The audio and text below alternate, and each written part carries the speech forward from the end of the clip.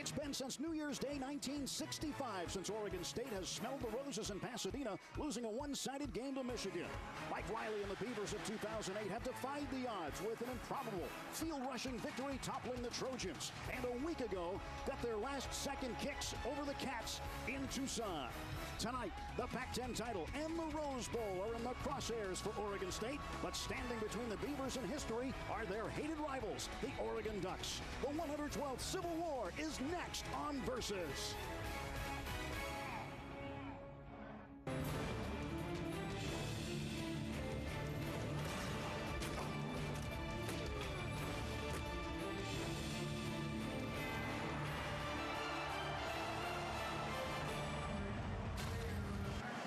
Sold-out Reser Stadium in Corvallis, Oregon, on the campus of Oregon State, where today the Beavers host their rivals from Eugene, the Oregon Ducks.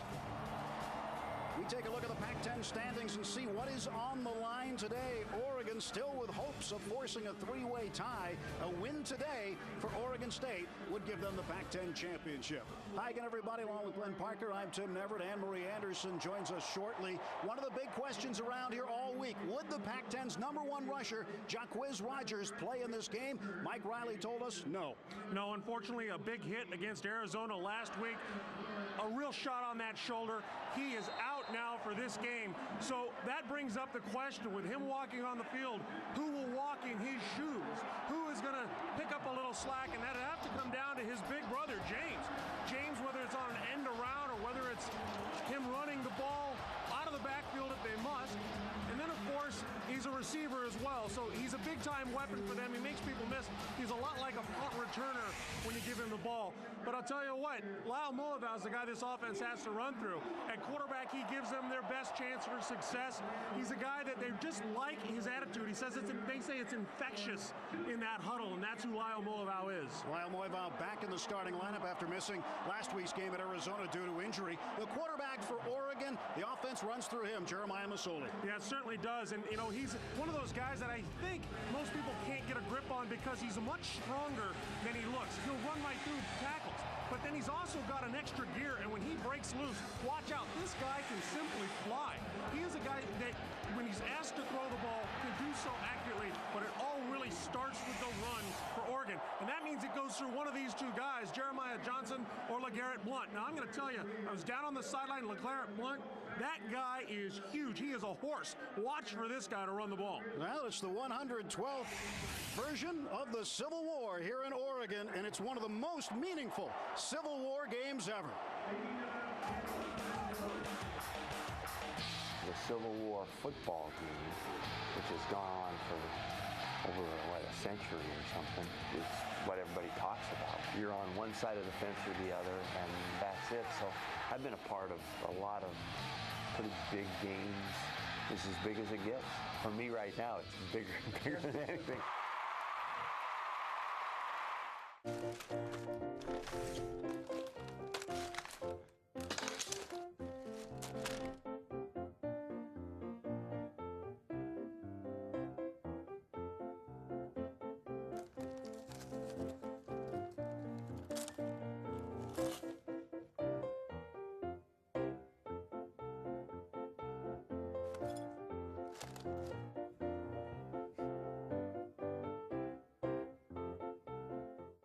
At a time when others don't, Nissan delivers.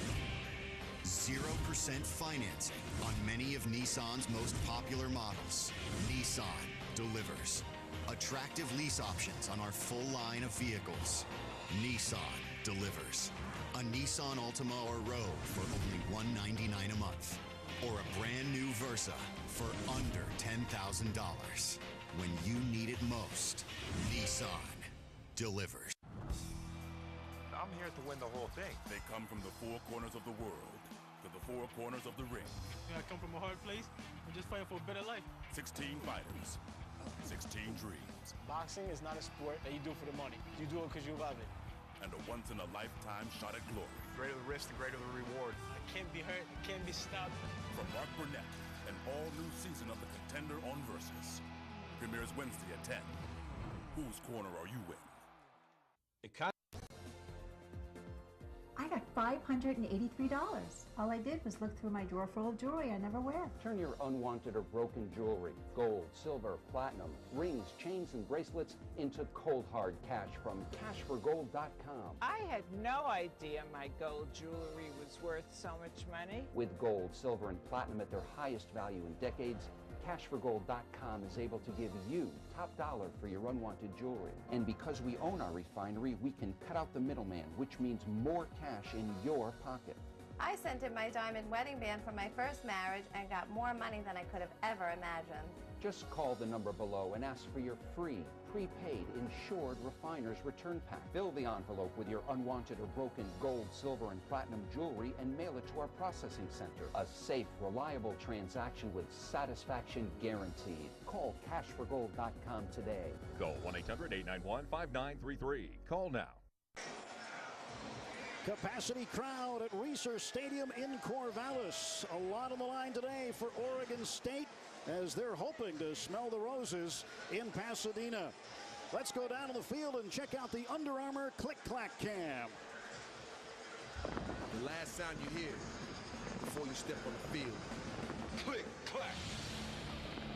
I think Kara's coming. And there go the Oregon Beavers taking the field here at Reser Stadium as they get set to try to do it one more time. Oregon is in their way. A moment ago, our Anne-Marie Anderson caught up with the head coach of Oregon State, Mike Riley. Coach, we said during the week that this is potentially the biggest game you've ever coached in.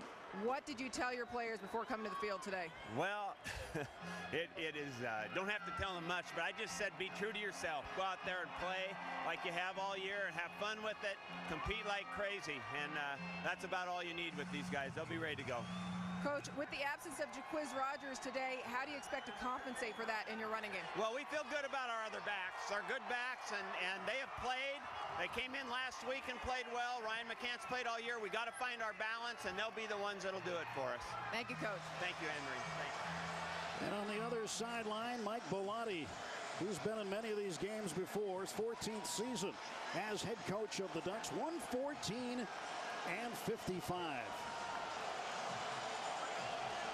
They have come dressed for success today.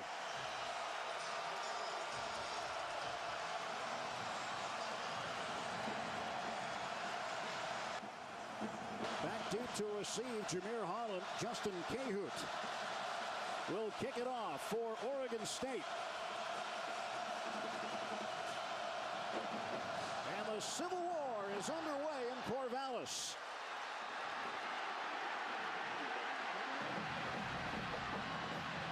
And Holland is going to be knocked out of bounds at the 26-yard line and a penalty marker on the first play. The referee is Jay Strickers.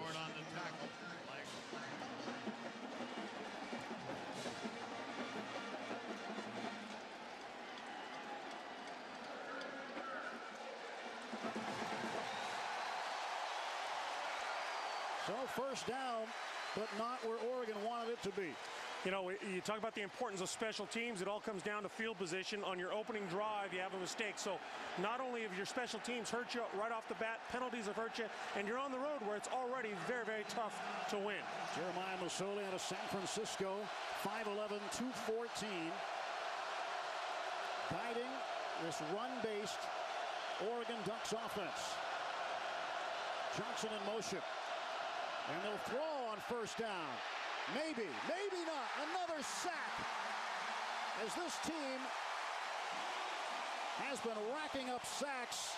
Keaton Christick with his third sack of the year. Oregon in the backfield. Johnson along with Williams, Mail, and Scott, the wideouts, Dixon, the tight end. Up front, Max Unger. He is the man who anchors that Ducks offensive line. On second down, throw to the far side. And Greg Laybourne there to make the tackle for the Oregon State Beavers. Up front, very strong. Norris and Butler, very good coming off the edge. The linebackers, Christick, Cornell, and Pankey, the speediest trio they've had here in some time. And Al Afalava, one of the very strong senior defensive backs. Third down. Incomplete. Keenan Lewis broke it up. Well, earlier in the series, he had Terrence Scott wide open on a curl. This time they come back and they're looking to go on the fly. Unfortunately, the ball's there. Great defensive play by Keenan Lewis on defense there. Really does a nice job putting his hand through the ball, knocking that away. Good job by Lewis turning around and seeing the ball. Very tough to do as a DB. Sammy Strotter holds the Oregon State record with 3 punt returns for touchdowns. But he's trying to get something going now. He moves to the far sideline. And Strotter into Ducks territory. And out of bounds inside the 45-yard line. Now, what Strotter did so well there, what so few people do on returns, is he headed straight upfield. He didn't look to try to make people miss off the bat. It's get upfield, then get to daylight. Strong run back by Strotter. And here's Lyle Moivau. He'll put the ball at the 47.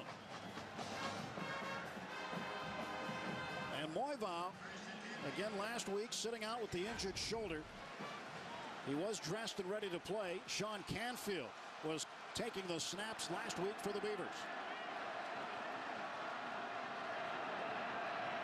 And Moivau lets it go, and wide open McCants. And he is out of bounds inside the 45 to the 43-yard line. Ryan McCants replaces Jaquiz Rogers today. James Rogers, look for him to be moving. Sammy Strotter, Shea Morales, and Howard Kroom, the tight end. Andy Levitre, he is the leader of this offense. Tavita Thompson starting on the right side. Very quick when he pulls on the fly sweep.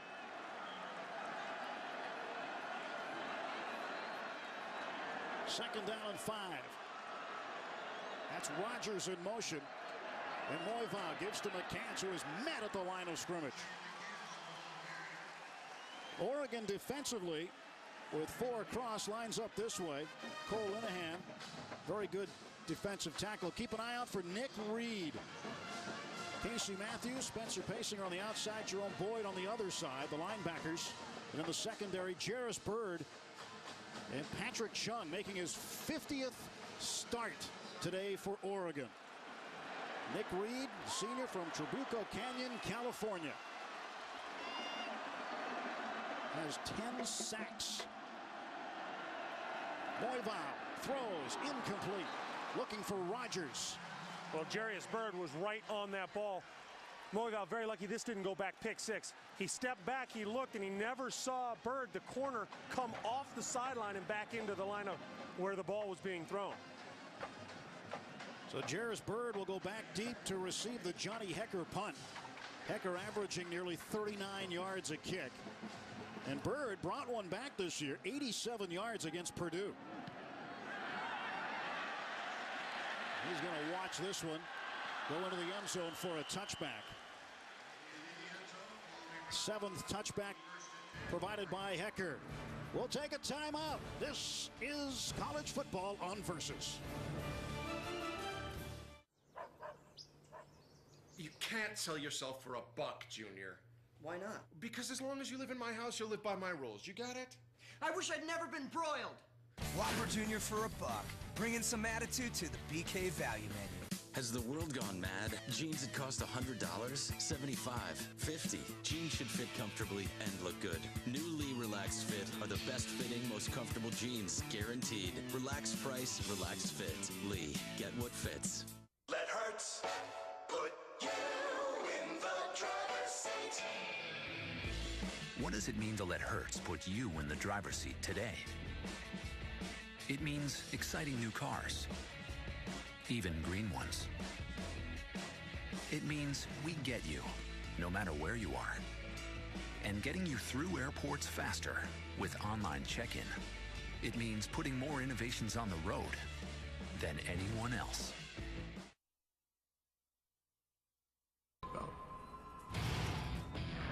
Fighting me is like fighting an octopus in quicksand. I'm gonna outstrike you. Beautiful right hand. I'll grapple you. Both these guys are not going to tap. I'm going to outlast you. We have a champion in the bantamweight division. I know he's ready to go for a war.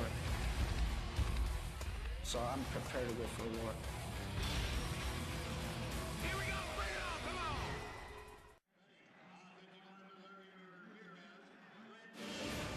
College Football on Versus is brought to you in HD by Pioneer's new Kuro flat panel display and by the Volkswagen Sign Then Drive event, German engineering for practically just a signature. Well, that's what they want for Christmas around here, is a trip to Pasadena, but they've got to come up with at least one more point than the opposition today, and that's not always easy as far as Mike Bellotti is concerned. No score with Glenn Parker and Anne-Marie Anderson, Tim Everett at Reser Stadium in Corvallis, Oregon. Second possession of the game now for the Oregon Ducks. And Masoli out of the gun. Ducks will not use a huddle. Overthrown, intended for Jason Williams, the senior from Inglewood, California. Let's take a look at our Craftsman tools for success. Well, I think what happens, Oregon on defense must get pressure on Moval, and they've got to score early. Take this crowd right out of the game. Now, Oregon State, on the other hand, they got to stop the run, and that means they also have to utilize all of their offensive weapons when they get the ball. They can't become predictable.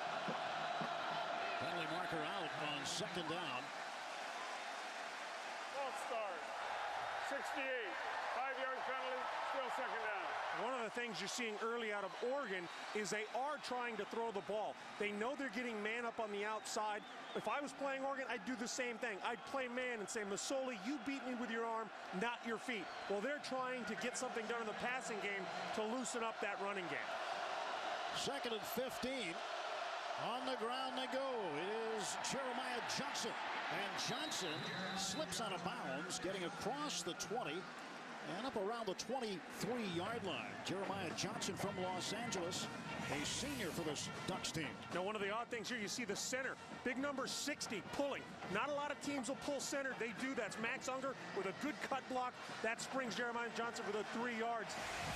That's the only way he gets it. Without that block, he's not there. 3rd and 6.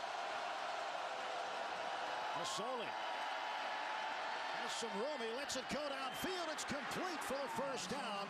Afalava in on the tackle. Terrence Scott on the receiving end. The 41st catch of the year for the senior out of Knoxville, Tennessee, and it's good for 17 yards. Terrence Scott, good job of coming back for this ball. He's running deep on a little curl, realizes there's a bit of a scramble coming on, and he'll come back to the quarterback. He'll be coming in the screen on the left side. See him right down there. He comes back to the ball, gives his quarterback a good target right in a little void. He sits down, makes himself big.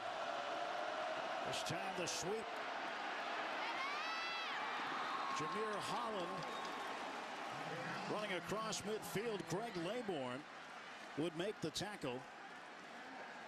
Laybourne this year has been the Pac-10 Defensive Player of the Week 3 different times. It's an unseasonably warm day here. 64 degrees, sunshine, t-shirt weather for many of the fans in attendance, most clad in orange.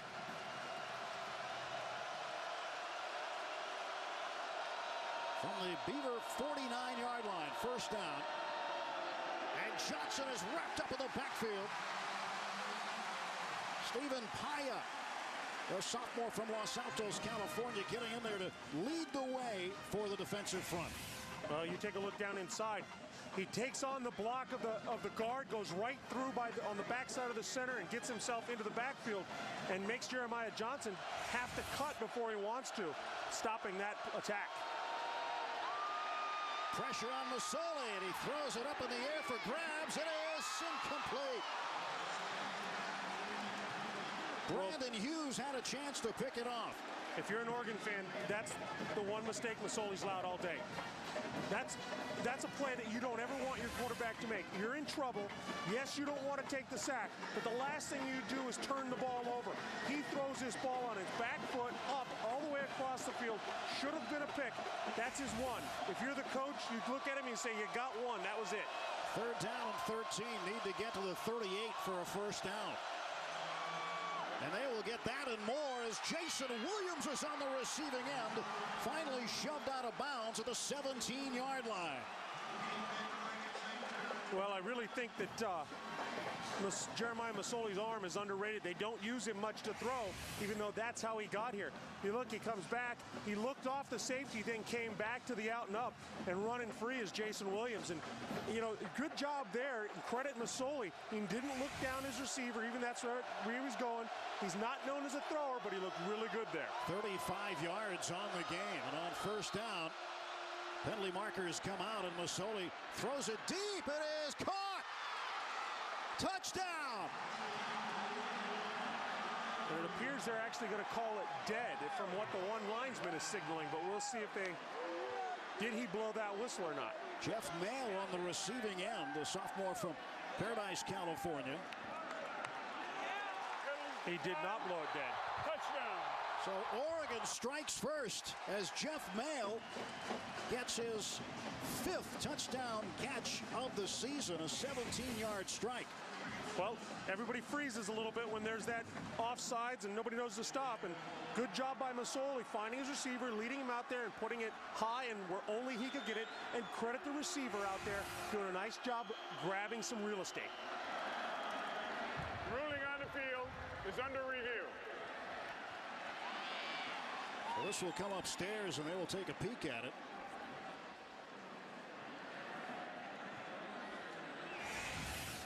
We'll get a good look to see if he did indeed catch this ball. The ball is there. Both feet are in. I wonder what they're reviewing. It sure seemed like he caught it to me. Ball gets tucked away. Both feet come in. Down he goes. Seems like he maintained control at the end. It certainly does. Well, I'll tell you what. You have to credit this Oregon staff. You know, it starts with Chip Kelly, the offensive coordinator. What did they do? They knew that Oregon State was going to come out and play a lot of man. They were going to play a lot of players in the box. They were going to say, Oregon, if you can beat us with your arm, we haven't seen you do it against anybody else. After what makes us think you could now? The ruling on the field is confirmed. Play results in a touchdown. And credit Jeremiah Masoli, credit Chip Kelly, the offensive coordinator. They used his arm and some movement to get themselves right down the field and score.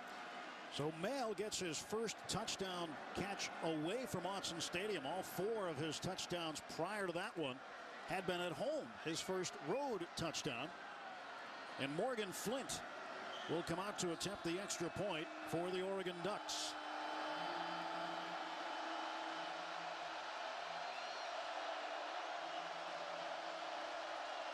And the kick is through. And a 7-0 lead for the Ducks of Oregon. 10:41 to go in the first on Versus. It gives me great pleasure to declare the Norman Reese Bridge open. Go straight on. The world's most up-to-date maps, available only with TomTom Map Share. TomTom, go confidently. Nowadays, $100 doesn't go as far as it used to. But this week only, it can take you absolutely anywhere. Right now, you can get the TomTom One 125 for under $100. So your computer here can match my signature to the Volkswagen that's right for me? Then you drive it away for nothing down. With just a signature. Signed and drive. All right. Curvaceous T indicates a love for clean lines and performance. Perfect match, Tiguan. I like that.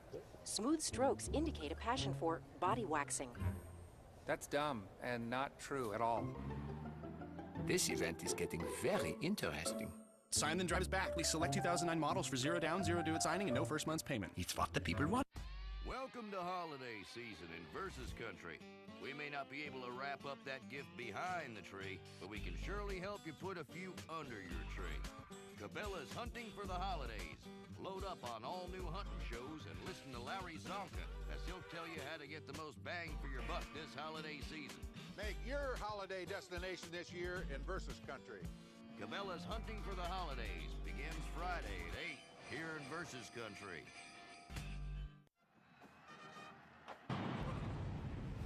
(1962) Oregon State comes back after trailing 17-6 at the half. Soon-to-be Heisman winner Terry Baker throws the winning touchdown pass in a 20-17 win. Baker is carried off the field after the game. That was one of many big moments. A few Oregon folks hiding among the Beaver fans. 7-0. The Ducks ahead of Mike Riley's Oregon State Beavers. Matt Evenson waits to kick it away to James Rogers. He brought one back 86 yards against Cal a couple of weeks ago. Well, if you're a Beaver fan, you have to be frustrated. You got the ball the first time in plus territory. You came away with nothing. You had to punt, and now you're down in a game where emotion rules. So see what they can get going on this drive. Rogers takes it from the 7. And Rogers is cut down at the 31-yard line after a 24-yard return. So the Beavers come back out on offense. And again, not just in the special teams area. They're going to need some help from James Rogers in the offensive end, too. Tonight's game is brought to you in HD by Pioneer. And I look good in HD, Tim. Especially when you're off camera. You look great. Thank you. Thank you. Gotta tell you. So happy you're with us here on this holiday weekend watching college football on Versus. First part of the doubleheader was a very good ball game. Texas Tech coming from behind to defeat Baylor. Baylor had a 2-touchdown lead in that game. And now here, Oregon on top first. 7-0 Oregon State, their second possession of the game. And it starts at their own 32. Fly sweep, Rogers. James Rogers up to the 40. Tackled by Patrick Chung, the roverback. Well, he'll be coming in motion, so there he is. Now you get out in front, you get him in space. Remember, he's a punt returner, he's a kick returner. He's a guy when he's out in space now, he's making people miss. It's a great way to get the ball in the hands of a playmaker. Rogers averages 9 yards a carry. He only got 8 that time. Always good when you can get second and short. So second down, 2 to go. McCants is the lone setback for Oregon State. Royval throws to McCants, first down. And McCants is cut down at the 46-yard line. A penalty marker comes out. Jeremy Francis, I beg your pardon, on the catch.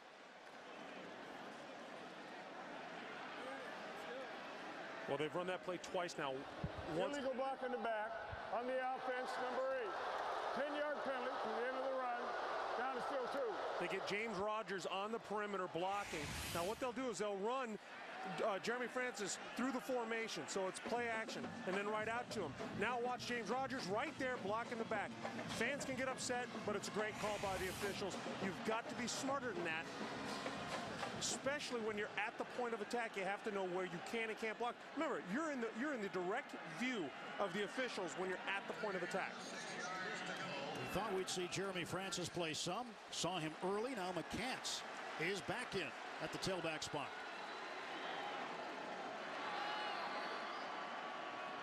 Rogers in motion. And this is McCants getting collared from behind. So McCants. I think what you're going to see is more and more, as good as McCants is, and remember, he was a guy that won the starting job at one point. I think Jeremy Francis, he runs so much more like Quiz. I think you're going to see more and more of him simply from a comfort factor among the offensive linemen and the way he reads hold as compared to McCants. Francis is back in on 3rd and 6.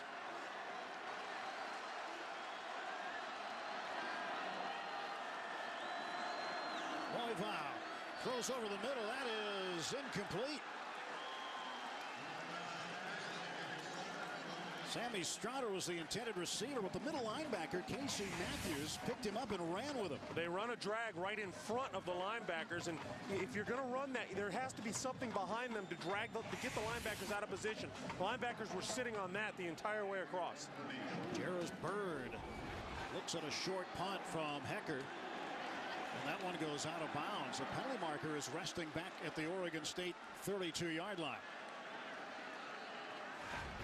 So far, a lot of yellow laundry on the field in the first quarter. Something to be expected from a rivalry game. People are getting after it a little bit. They don't want to be the guy that makes a big mistake. So the penalty on Oregon State. Well, now Oregon State, who gave up great field position and didn't get anything for it on their first drive, now finds themselves in a hole giving up great position.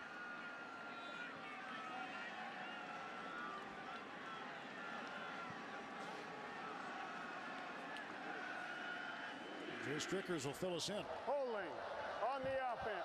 10-yard penalty will be enforced from the end of the kick. First down.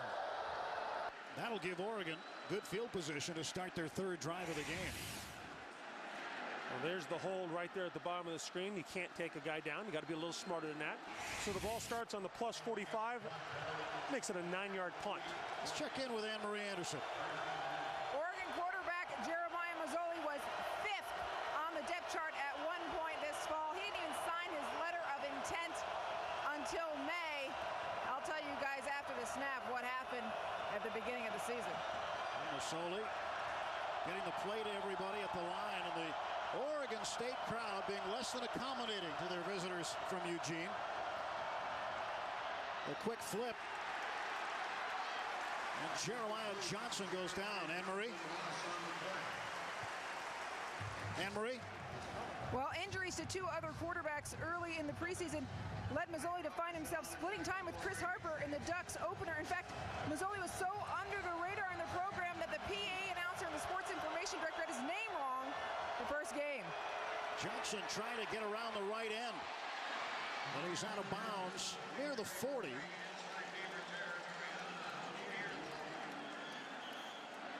And another thing about Mazzoli is that Chip Kelly, the offensive coordinator, talking about the fact that since he missed spring practice, or missed fall camp, I beg your pardon, it's kind of like having a true freshman out there in terms of his experience. Yeah, and you have to give him things in little spoonfuls. You don't want to give him the whole playbook at once, and that's why he's gotten better as this year has kind of moved along. Well, we've got an official here to give us a call. Tell us just what infraction Oregon's guilty of. Well, the preliminary indication is a penalty on each team. And he pointed at Oregon first, then did it again and pointed at Oregon State. Illegal substitution on the defense. Penalties declined. That will be 3. So they had someone come into and out of the huddle, meaning they had too many men on. Look at the look up upper right up here. There's a guy running off that field. He's trying to get off, but because it was during the play like that, they called. You can't have that many guys on the field at one time. We all know that rule. Sole whips it out to Mail. Jeff Mail knocked down to the 20-yard line. So Jeff Mail with the touchdown in the game, and a big play there, good for 19 yards. Well, play action, come right back across the field, pick up a block by your wide receiver. Fans are thinking it was a block in the back out there, but remember, it's not a block in the back if a guy turns his back and runs from you. It is if you come up behind him and blast him. That's the difference between the 2 plays. You just can't turn around on you. They want to put the ball at the 20-yard line.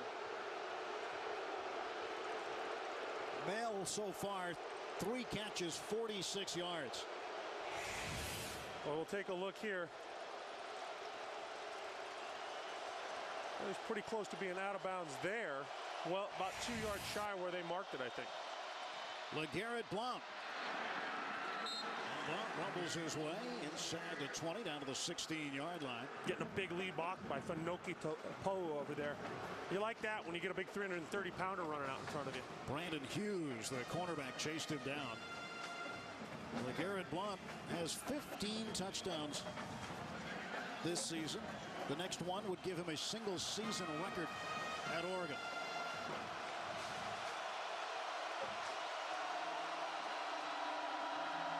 Solo to throw. Goes end zone. Out of bounds. He was looking for Terrence Scott over there, and Scott. Well, you see it with Mazzoli. You see what you see out of him, Tim, is he's not completely accurate or comfortable with his throws yet. He knows where he's supposed to go with it, but it doesn't always get there in a timely manner. But yet we're still seeing him do great things throwing the ball this early. From the 16-yard line, Mazzoli takes off, still on his feet. Draws a crowd and loses yardage to the 21-yard line. Dwight Robertson. Well, his receivers ran into each other, and that created a timing issue. So now he decides to take it and run. Unfortunately, sometimes you got to know when to go down. He should just take your lumps, get down, don't get yourself hurt. I know he's a running quarterback, and don't lose yourself yardage. But at least he didn't throw the ball into harm's way the way he did earlier in the game.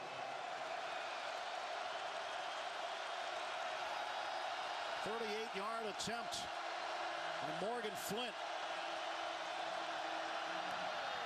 This one is up and good. So Flint connects from 38 and extends the Ducks' lead to 10-0. A good boot by Flint gives the Ducks a bigger lead on Versus. I have the greatest job in the world. I've rounded up cattle, sheep, and grandchildren. I've shown again and again why I'm a best friend and a respected colleague. I'm not a pet. I'm a member of the family. I've never worn a leash, just like my master. You're out here for a reason. So are we. This holiday season, find gifts everyone will love at your local Tractor Supply store or TractorSupply.com. Tractor Supply Company. The stuff you need out here. Hi, I'm Jesse Palmer, former pro football player, and I've got an important message about this year's season. The flu season, that is. Whether it's playing the field or gearing up for exams, the flu can really put you on the sideline. I know how important it is to be at the top of your game, so I make sure to get my flu shot every year. It's quick and easy. Make sure you stay in the game this season. Visit your campus health center for your flu shot. A few quick clicks and you found the directions you needed, or that recipe you wanted. And now, just one click gets you everything you need to advance your career and increase your salary. Earn My Degree features hundreds of online degrees, and with 24/7 online convenience, you can earn your degree whenever, wherever you like, in as little as 10 months. So all you have to do is click. Visit Earn My Degree today. Go to the web address on your screen right now. 1967, the first Civil War game at Autzen Stadium. Beavers quarterback Steve Priest scores the decisive touchdown in the last minute in a 14-10 Beavers victory.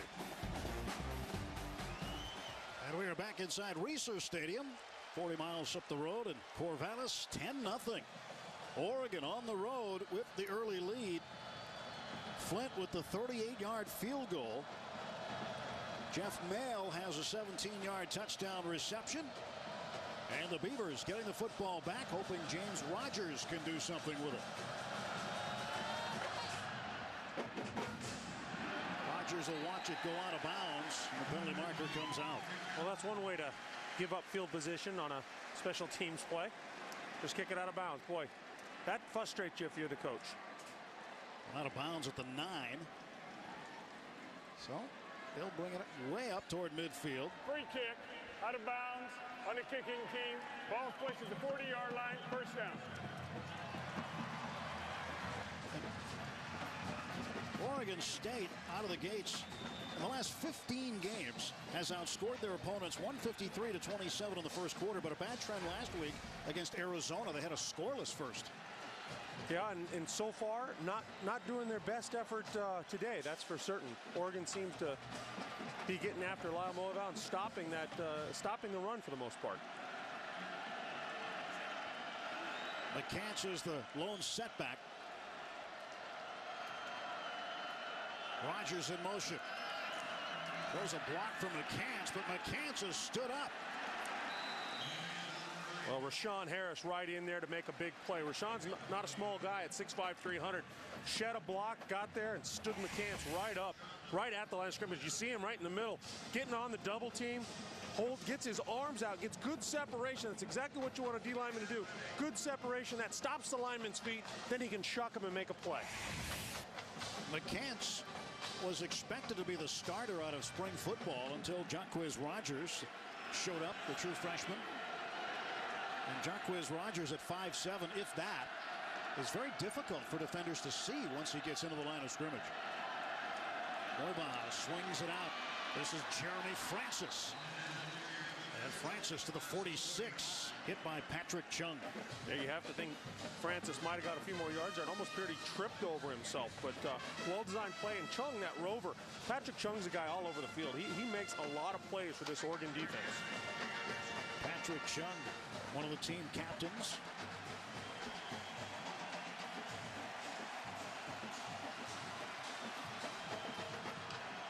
Beavers 0 for 2 on third down.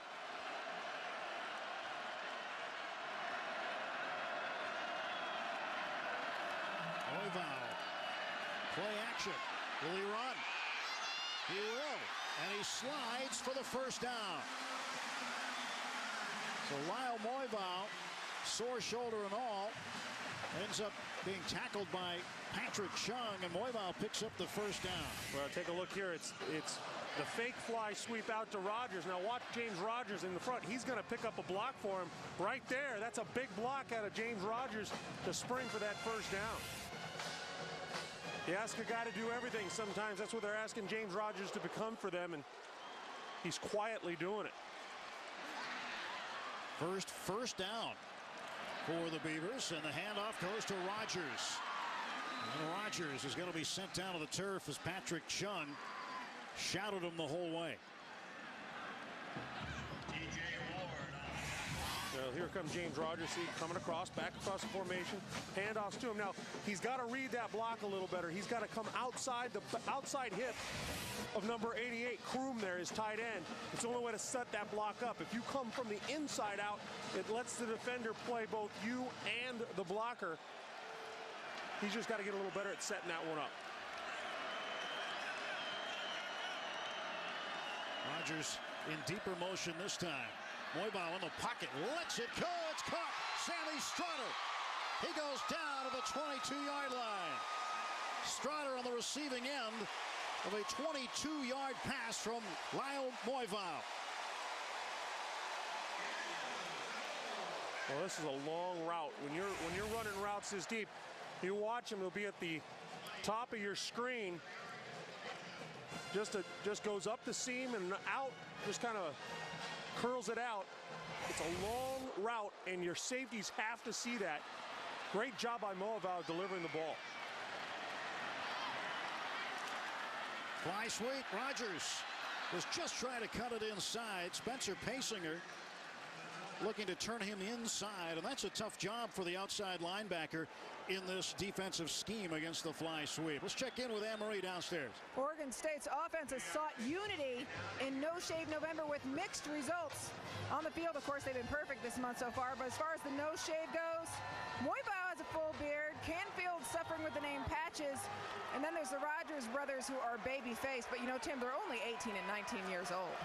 They are indeed, but they've got some facial hair. So does Danny Langsdorff, the offensive coordinator. We talked to him about that in his office yesterday. Said he can't wait to shave Sunday night.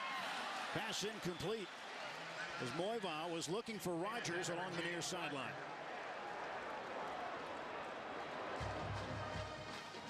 Kind of a tradition here at Oregon State now. They call it No Shave November, kind of like the hockey players in the playoffs where they don't shave. Do they shower though? What do we got going there? Well, you know, I didn't get that deep into the questioning. I would imagine so, but that would be an assumption on my part. All right. And there's Jaquiz. He doesn't have a lot of facial hair going. Got that pencil thin mustache. That's it. 8 yards to go on third down. Moivau flips it off to Jeremy Francis, and Francis scores. Touchdown, Oregon State, 20 yards.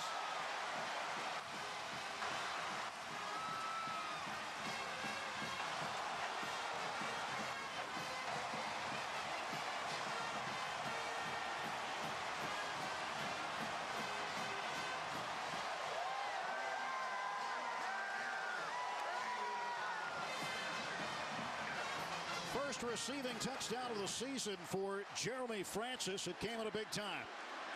Justin Cahoot waiting for the snap. Taylor Cavanaugh puts it down, and Cahoot boots it through. Jeremy Francis gets the Beavers on the board. Oregon 10, Oregon State 7. Now watch right here. He'll fake left and then come back right. Double screen. Now look at all three linemen. Every guy is out ready to go, and here's the receiver. He has any way he wants to go once these guys set his blocks. He gets it, keeps going. He has to break one tackle, and then look at the orange in front of him, giving him a highway into the end zone.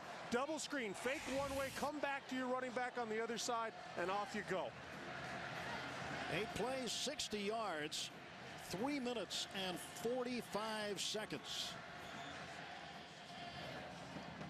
So Oregon State answers 2 scores from Oregon, the touchdown and the field goal, and now it's just a 3-point game with 2:22 to go in the first.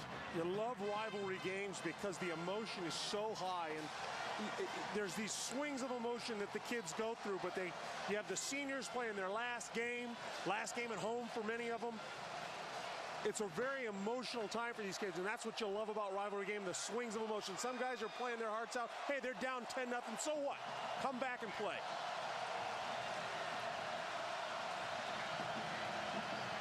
Cahoon will kick it away for Oregon State. Chung and Holland are back deep for the Ducks.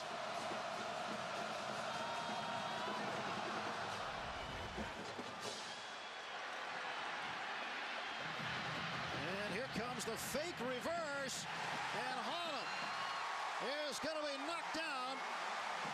What a tackle made on special teams by Casey Koss.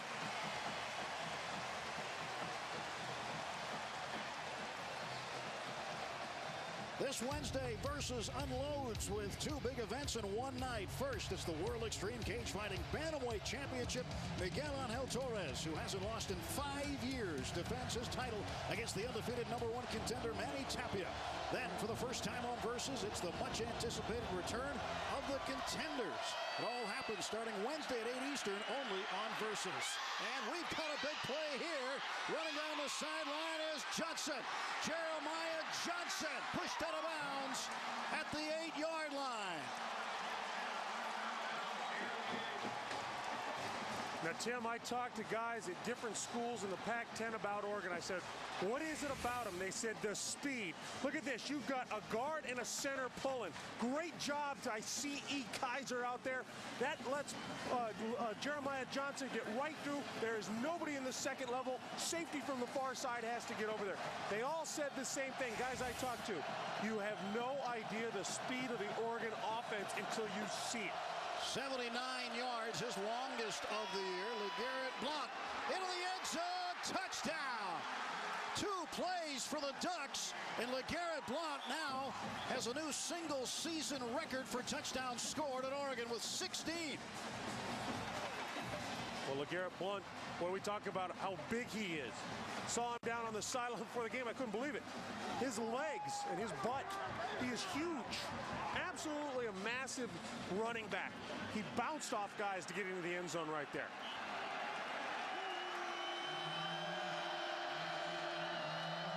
Morgan Flint will try to add the extra point. The high snap put down, and Flint right down the middle. And in nearly the blink of an eye, helped out by the 79-yard run by Jeremiah Johnson.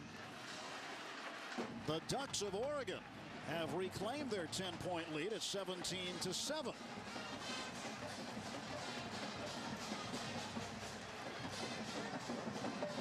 It's like the microwave oven. You just hit on, and there goes Johnson, burning down the sideline. Well, the speed, you know, when you're breaking loose like that, if you can get, if the blocks are made in this offense, if you can get them out of position by the way that you put the formations down, and then you've got good angles to block, well, watch out. You can make hay.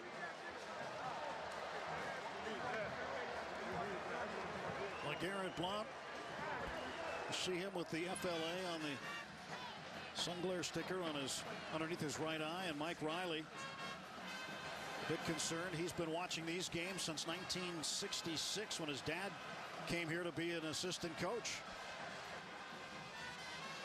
Riley went to high school in Corvallis, played quarterback for Corvallis High School. He knows all about this game. He's seen it from the inside out.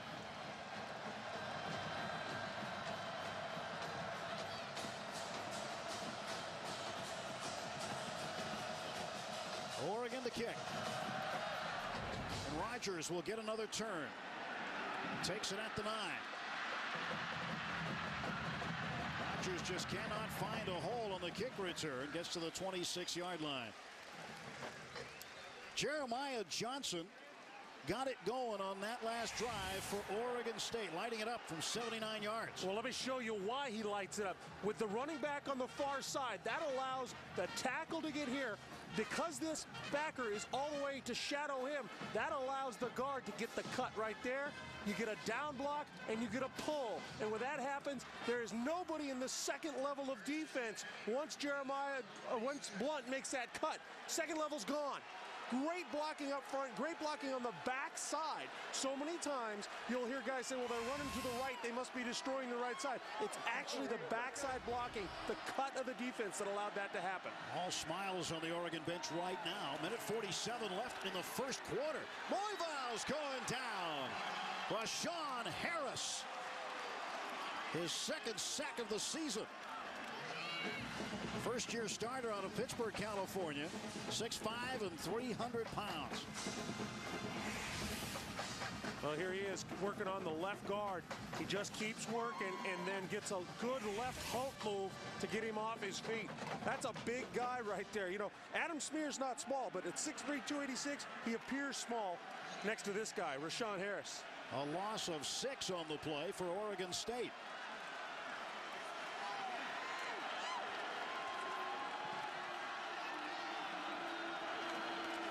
The draw, and the catch is knocked down. A penalty marker after the play.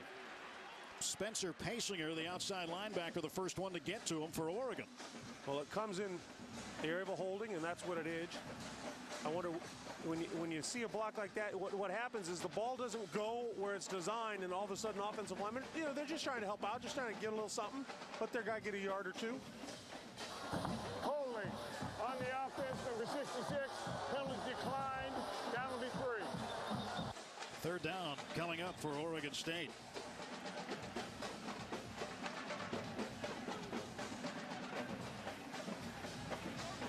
Andy Levitre, one of the leaders on this Oregon State team. 2 out of 4 on third down for Oregon State. Trying to convert again. Francis, the running back, is out of the slot. 5 wide. And no tight end.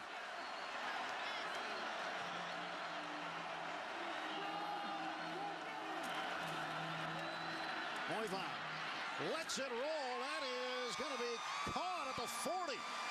And a first down for the Beavers. No, with 5 wide, you run your slot and you cross him with the outside, with the man in the slot and your split end cross, and the safety's too slow to come up. Safety's got to get up there. Now, obviously, you don't want to get beat deep. You don't want to get it over you, but if that ball, if he's sitting at the line and the ball's out of the hands, you got to come up and you got to make a hit. Howard Kroom, the second cousin of Sylvester Kroom, who today resigned as head coach at Mississippi State. Francis had his legs cut out from underneath him, but he falls forward and gains a yard to the 41. Well, once again, is that the Rashawn Harris working against Adam Spear in there, and just gets himself, and he's got real long arms and gets his arm out there to knock him down.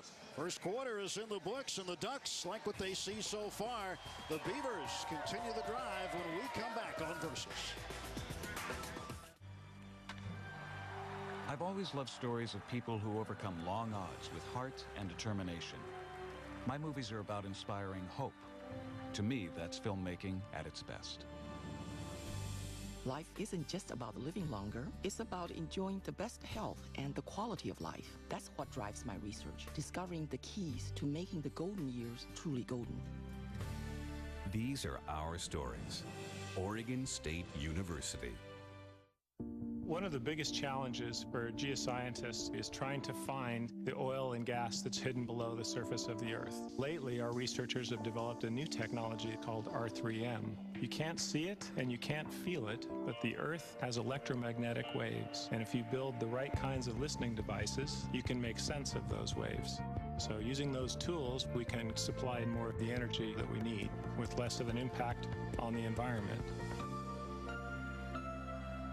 Has the world gone mad? Jeans that cost $100, $75, $50. Jeans should fit comfortably and look good. New Lee Relaxed Fit are the best fitting, most comfortable jeans, guaranteed. Relaxed price, relaxed fit. Lee, get what fits.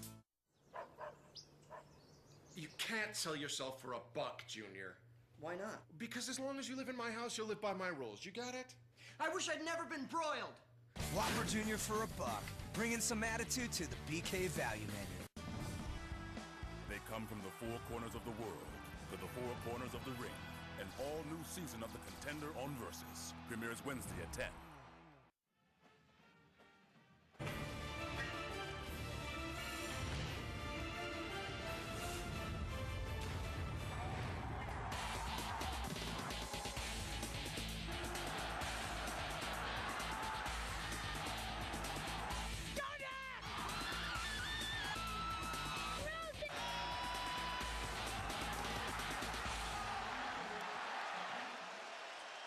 Well, points certainly have not been shy through the first quarter of play. 70-7. The Ducks leading the Beavers in this 112th Civil War game. Moiva to throw. First play of the second quarter. It is incomplete. Intended for Strotter on the far side. And there to break it up for the Ducks, Walter Thurman.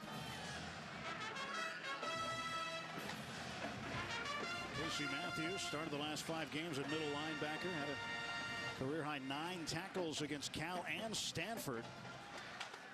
That middle linebacker position so important. It's like the quarterback on defense. Yeah, remember, you're on the center line of everything, so where you're working can be really dependent on formation. So you've got a chance, and not only do you communicate, you've got a chance to make a lot of plays that way. 3rd and 9.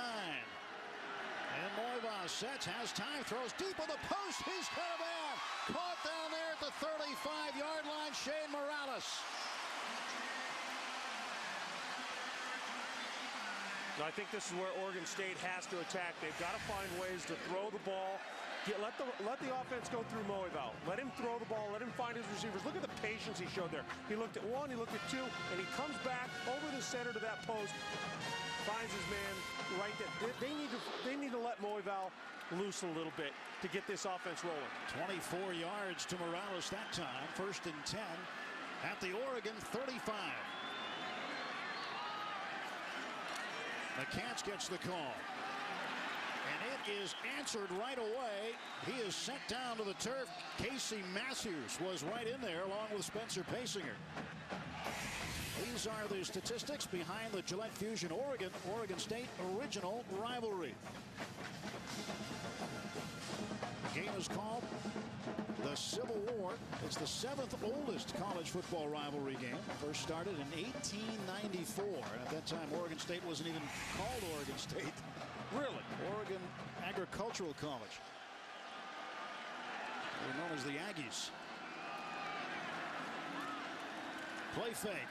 Moiva hit from behind as he throws. It is incomplete. Looking for Strotter on the post.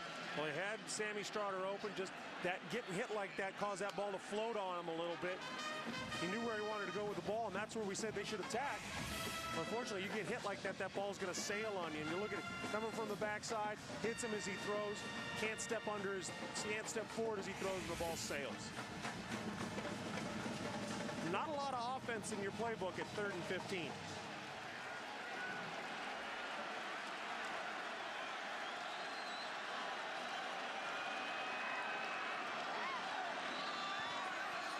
Moiva needs to get to the 25. Throws that direction. Strotter is there, and he's got the 25. The spot, we'll see on the near side. It looks like he just got the 25-yard line, and if so, that'll be first down. A great job by Sammy Strotter. He pushes in on the defender, then comes back out. So he gained real estate on the defender, forced himself across the defender's nose, and then turned back out on the corner and got himself open. Good job of buying enough real estate by Sammy Strotter. got just what he needed for the first down yardage. Broom comes back in as a tight end to the right.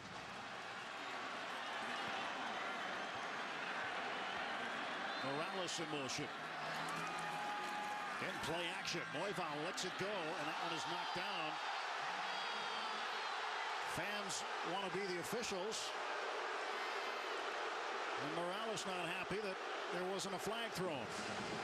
You know, on first blush, just like the fans, I think the guy was there a little early. But let's take a look at the replay. What's it tell us? Now, again, they're attacking middle of the field over the safeties. Comes in. Here's that ball. Tough to tell. I'll tell you right now, it looked like a good play, but we've been deceived before, Tim. Paysinger defending on the play. 2nd and 10. This time, it's Rodgers. Rodgers has the edge. First down. And the markers come out after that play, but James Rodgers got out of bounds at the 12-yard line. I think they might have a face mask over here from the way it was thrown.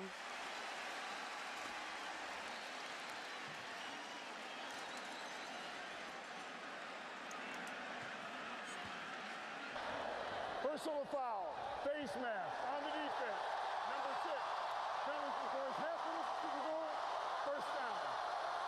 Walter Thurman caught for the face mask. And here we'll get a replay of it. Thurman gets his hand out there and does grab it, does yank it, and doesn't let go, and that's why it is a personal foul. And Oregon State puts itself in a great spot right now. Now they have to figure out how to get yardage in a short field. We've seen them be able to attack a little deep. We've seen them be able to run the fly sweep when there's a lot of room to run.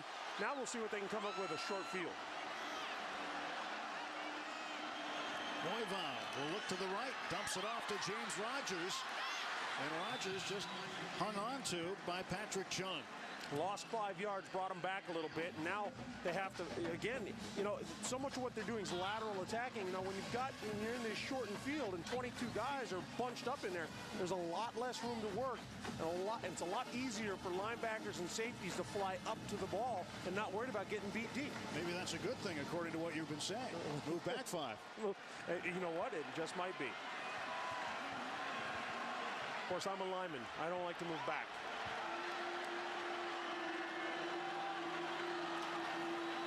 Second and goal from the 11. Moival has to run. Lyle Moival slides to the 4-yard line.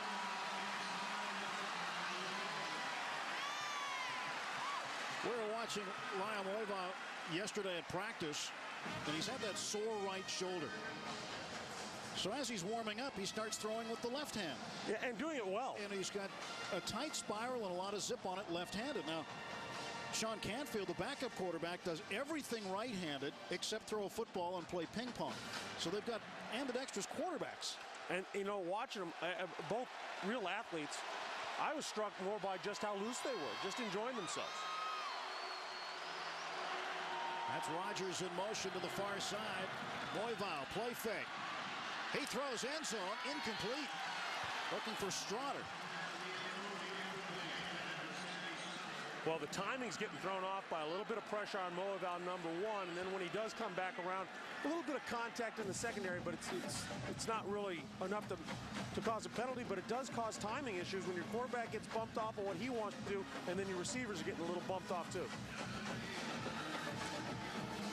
Taylor Cavanaugh to hold for Justin Cahute. 22-yard field goal attempt. Cahute is 14 out of 20 this year. Hit a 47-yarder against Arizona last week. Cahute's kick is up. And it is no good. So a rare miss for Justin Cahute. And the score remains 17-7 as Cahute pushed it wide to the right.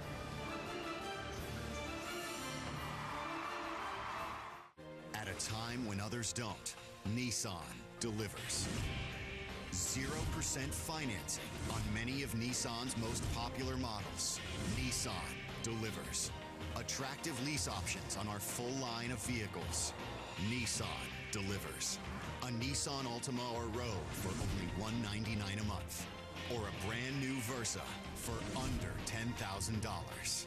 When you need it most, Nissan delivers. I got $583. All I did was look through my drawer full of jewelry I never wear. Turn your unwanted or broken jewelry, gold, silver, platinum, rings, chains, and bracelets into cold hard cash from cashforgold.com. I had no idea my gold jewelry was worth so much money. With gold, silver, and platinum at their highest value in decades, cashforgold.com is able to give you top dollar for your unwanted jewelry. And because we own our refinery, we can cut out the middleman, which means more cash in your pocket. I sent in my diamond wedding band for my first marriage and got more money than I could have ever imagined. Just call the number below and ask for your free, prepaid, insured refiner's return pack. Fill the envelope with your unwanted or broken gold, silver, and platinum jewelry and mail it to our processing center. A safe, reliable transaction with satisfaction guaranteed. Call cashforgold.com today. Call 1-800-891-5933. Call now. 11:04 to go in the first half. With Glenn Parker and Anne-Marie Anderson, I'm Tim Neverett. Crowd on edge here. It's only the first half, but the home team down by 10. Well, your defense hasn't stopped them particularly well, and you've had some special teams gaffes. Start worrying that it piles up on you in a rivalry game. Masoli hands off to LeGarrette Blount. He is muscled out of bounds by Bryant Cornell, the middle linebacker. I'll tell you, it's a one-yard game, but I'm really impressed with the mobility of this Oregon offensive line. Guys like C. Kaiser and Max Unger, a center, pulling. You just don't see that very often. Pulling, getting out in front of the back. They're doing a good job. They're getting out there. Now, there was a great defensive play that time by Oregon State, but really like the agility of this line. Pickup of 2. And it's Blount again. He's got a lot more this time. First down and knocked down at the 38-yard line. Well, LeGarrette Blount, and you talked about it earlier in the game, Glenn. He's a load. He is really, really big. He gained 17 that time. Yeah, and you take a look. He's not particularly explosive, but he does a great job going north and south, right behind his pads. And then, you know, hey, he gets hit and still gets himself 3 yards simply by virtue of outweighing the guy hitting him by about 40 pounds. Laybourne had the tackle for the Beavers. From the 38-yard line, penalty markers come out. And Masoli will throw anyway, looking for Mail, and Mail makes the catch at the 45. He went out of bounds as he was coming back at the 46-yard line. And Oregon has just had a lot of deep routes with comebacks. That's what they're doing to attack this Oregon State secondary. Trying to catch those guys peeking in a little bit.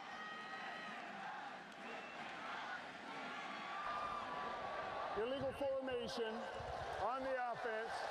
6 players on line of scrimmage. 5-yard penalty. Still first down. Well, Mike Bellotti doesn't think that's true.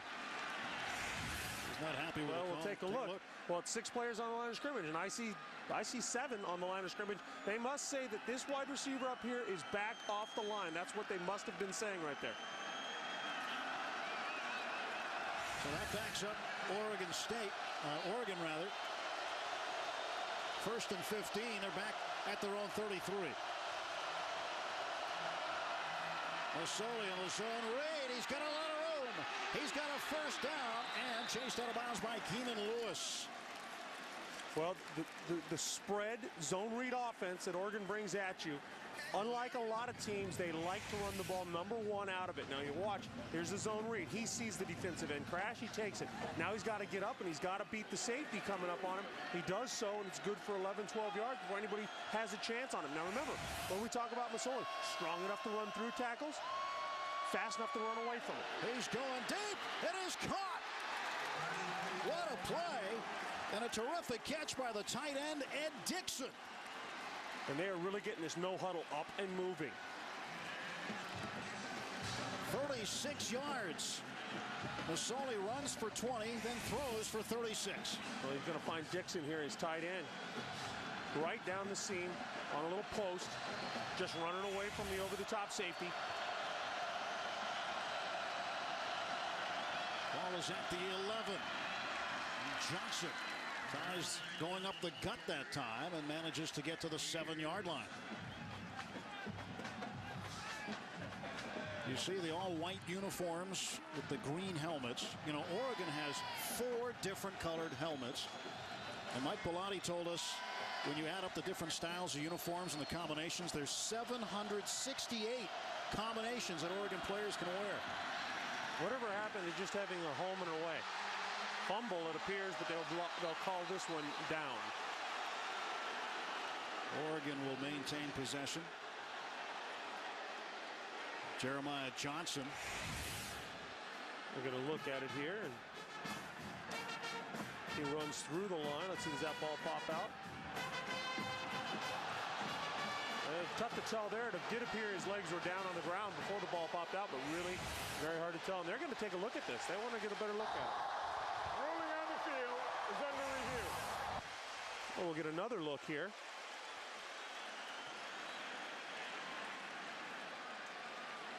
Well, his left arm is all the way onto the ground. My guess is they'll probably keep this one as him being down, but it's very tough to tell. This is where you don't envy an official. It's a good look right here. Now the elbow is the same as the knee. His knees are still up in the air on top of another player. But his left elbow is down on the ground, so, and his left arm and shoulder are down on the ground. But again, you know, this is where they make their money. These guys, this is a very, very tough decision for them in a heated rivalry game, which could be a major emotional swing, and they've got to get it right. I don't envy it. On that carry, Johnson went over 100 yards for the game, and we've got 8 minutes and 39 seconds to go in the second quarter. 6 carries, 102 yards, if that stands. Jay Strickers communicating with the replay official upstairs.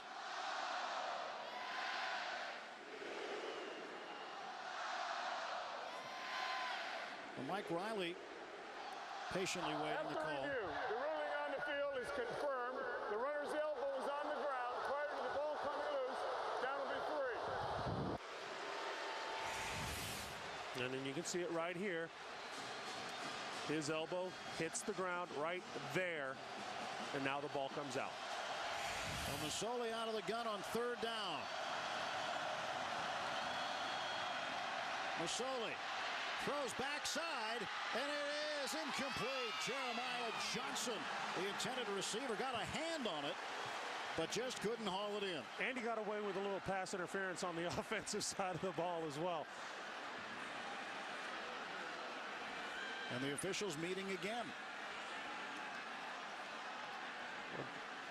Well, Jeremiah Johnson definitely pushed in the back to get himself open.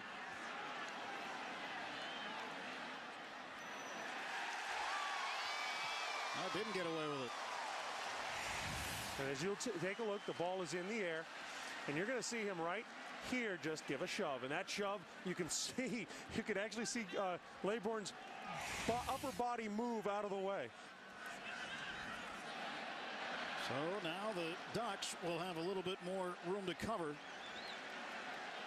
as they will be looking at Pass interference on the offense, number 24. Penalties declined. Down is 4. I might have given them a short field goal rather than give them another 3rd down here the way they've been moving the ball. Yeah, they took the down away. Yeah, they were smart. They said, you know what, decline this, make them kick the field goal. They had moved the ball back for a moment there. I'm not sure I give Oregon another chance to make a big play on me. Morgan Flint, who made one from 38 earlier, will try one from 22.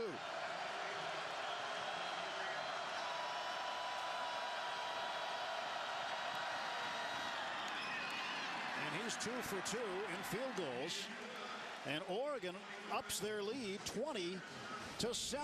The Ducks on the road with a big lead over Oregon State.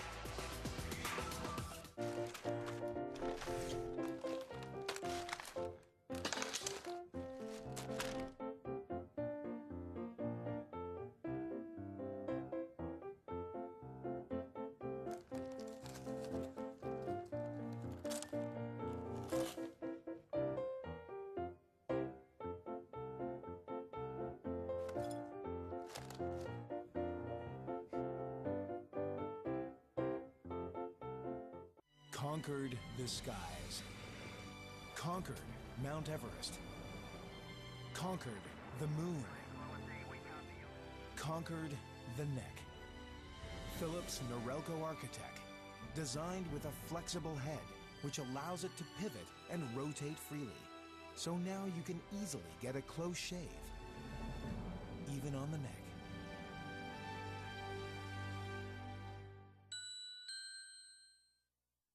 I inhabit the nightmares of Italian loafers. I've trodden my own path. I have stepped in bull, but never talked it. I have been rehealed, resold, but never replaced. I have spent more time on dirt than cement. You're out here for a reason. So are we. This holiday season, find gifts everyone will love at your local Tractor Supply store or TractorSupply.com. Tractor Supply Company. The stuff you need out here. 1996 quarterback Tony Graziani throws for 167 yards and 3 touchdowns in the 100th Civil War game. Oregon runs away with it 49-13. A big win for Mike Bellotti. And a big lead for Mike Bellotti right now at 20-7 here in Corvallis. As the Ducks get a 22-yard field goal from Morgan Flint. James Rogers will field this one at the 11. Rogers trying to find some room. Rogers is going to be hauled out of bounds by the kicker, Matt Evenson, and a penalty right after that. Let's go down to Anne-Marie Anderson. I'm here with Jaquiz Rogers. Jaquiz, biggest game in recent memory for Oregon State. You can't be in it. What does that feel like? Well, at first it feel real bad, but, you know, I got to support my team and be a big cheerleader for them. Your brother is now playing in the game. What did you guys talk about before the game? Well, him and Sammy's like they got to step up their game and make more plays than usual since I'm gone.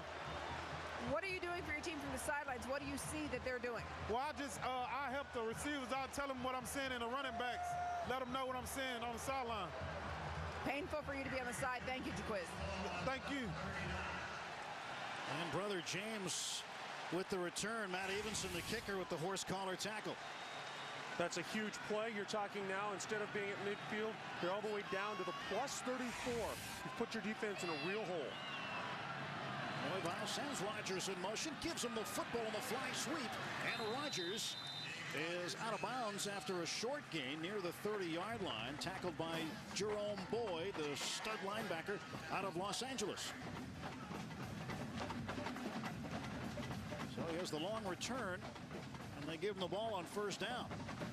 Yeah, he's probably sucking a little wind after a big return, getting horse collared on the outside, and then having to get the ball on a little fly screen and run. Yeah, that's not much fun. He gets a break this time after picking up a hard 3 yards.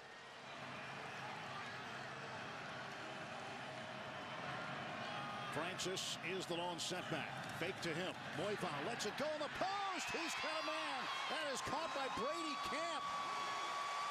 Camp, the backup tight end, gets a first down for the Beavers. Well, it is really simple seam route. All you're telling your tight end to do is release right up the line, right up the seam. It's all he does. Runs the hash mark, gets behind the linebacker and in front of the safety. There's a huge hole in the defense there. Big hit by Patrick Chung at the end of the play, a gain of 20. Down to the Oregon 11. Rogers with the ball again. Not Rogers, that's Chris Johnson, beg your pardon. Chris Johnson getting his first carry, just his second carry of the season. There is Jerome Boyd again on the tackle. 6'2", 215-pound senior.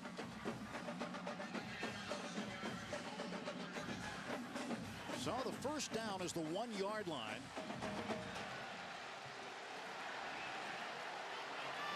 Took him a while to get going. Rogers. That's an indecision whether he was going to cut it upfield or go to the outside. but Chung able to force him inside, and T.J. Ward, the free safety, would finish him off. Yeah, they do a good job. The Oregon defense is doing a good job of coming up. They're playing the lead block very well, playing both the blocker and the running back in that situation, and then letting the inside safeties pursue inside out and make the play. Chung on pace for a season high. He has 8 tackles in the game so far. He had 9 last week against the Wildcats of Arizona. Third down. Boivin in trouble. Steps up and throws, incomplete. You know, a dangerous situation for Moival there. He's put himself in he's scrambling a bit. He sees a flash of color and throws, and he throws it so hard that, number one, it's tough to catch. Number two, it's in a dangerous spot. And if that thing gets deflected, you're looking at 6 going the other way. Got to be a little smarter with the ball there, but they live to fight and get themselves a field goal here. And as we know, that's not a gimme right now. Cahoot is out to attempt a 24-yarder. Missed his last one from 22. Spot is there, and the kick is also there. So Cahoot 1 out of 2 in the game, and Oregon State gets some points back. They trail the Ducks by 10 on Versus. Whoa, whoa, whoa, whoa, whoa, whoa, whoa, whoa. What are you doing? Put the jug down. Put it down. This one's cheaper. Listen, your engine's the last place you want to skimp, right? I mean, you want to go with the leader. The one America's counted on for over 80 years. Kind you can put in any make or model. Get it? Got it. Good. Let's go, Sparky. Okay. When it comes to antifreeze, you're in a car guy knows. Only Prestone is Prestone. Nice. Look here. I got $583. All I did was look through my drawer full of jewelry I never wear. Turn your unwanted or broken jewelry, gold, silver, platinum, rings, chains, and bracelets into cold hard cash from cashforgold.com. I had no idea my gold jewelry was worth so much money. With gold, silver, and platinum at their highest value in decades, cashforgold.com is able to give you top dollar for your unwanted jewelry. And because we own our refinery, we can cut out the middleman, which means more cash in your pocket. I sent in my diamond wedding band for my first marriage and got more money than I could have ever imagined.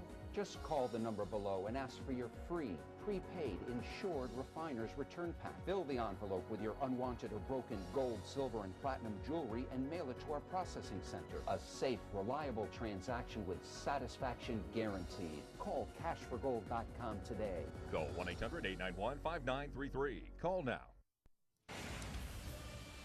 Coming up at halftime, the Craftsman halftime report here at Versus. Of course, we'll update you on the significant games of today and tonight. We'll also take a look at Rovision, a closer look at big plays in this game, some great finishes in the Civil War, and our Nissan Heisman watch. All ahead of the Craftsman halftime report. Tim?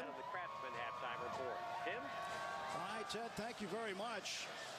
Mike Riley right now, not thinking about Rose Bowl. He's thinking about how to overcome 10 points.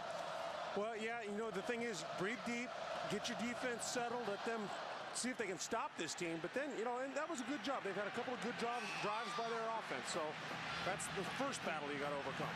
Jameer Holland is tripped up inside the 20 down to the 19-yard line, an 18-yard return. Tuesdays and Thursdays Versus is stirring the soup with the new original series Sports Soup, hosted by comedian Matt Eisman, featuring the week's best highlights, lowlights, and everything in between. We're covering the coverage with the hilarious show that's Sports Rights. That's Sports Soup, all new every Tuesday and Thursday at 10 right here on Versus.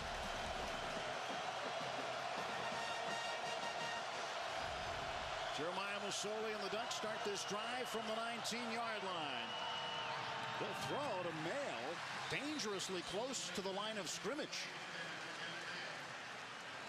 Yeah, interesting. That play is one of those ones, it's so hard to throw on the run to begin with, and then you like the fact that they tried it, but boy, second now 10 again, you kind of put yourself in a little bit of hole when, if you simply run the ball, you get yourself 2 or 3. Jackson Slips one tackle and heads to the outside for the first down and run out of bounds by Greg Laybourne. Well, great moves by Johnson, man, making some people miss out there. Once again, it's the speed of this Oregon offense that we talk about. Very deceptive. Big Max Unger, the center, I can't say enough. Misses his block, but gets up, gets it again. Don't worry, Jeremiah Johnson, bring it back right to you. 14 yards on the gain, 7 carries, 116 yards. Johnson's career high is 135. Did that against Stanford. Masoli straight ahead. A little extracurricular activity out there. Guys are throwing each other around. Keaton Christic would get credit for the tackle on Masoli. Masoli rushed for 170 yards against UCLA. That's a lot of yards coming out of the quarterback spot.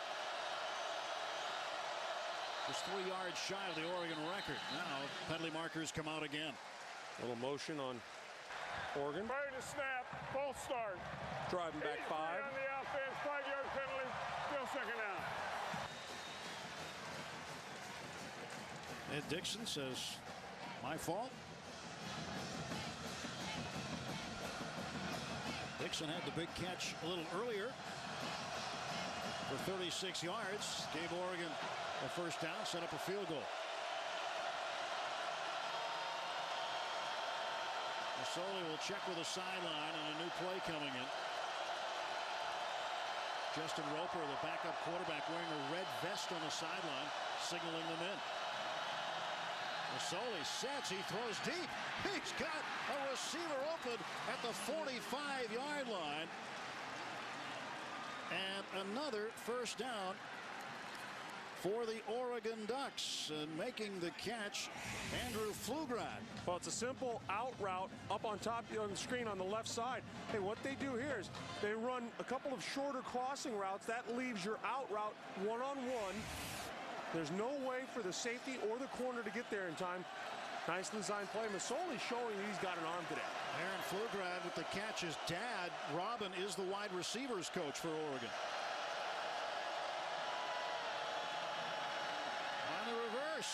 This is Darren Thomas, the backup quarterback. He's throwing deep. It is complete. I don't know what's more impressive, the fact that he could make that throw, that he could put it where he put it, or the fact that it was caught by Jeff Mayle down there. 36 yards. Darren Thomas, the true freshman out of Houston. Well, he lines up wide receiver. It's a little toss. He grabs it. Now he's got pressure in his face. He comes up short, throws this ball. And look at this. It's right where it has to be, and it's caught. Johnson trying to sidestep a would-be tackler. Bangs down inside the 5. Well, Thomas came into the game against Boise State. Now, Boise won that game at Autzen Stadium, but really acquitted himself well, throwing for over 200 yards in that game.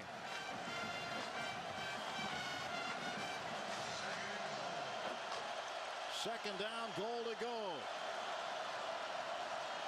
A 10-point lead for Oregon. They're trying to extend it.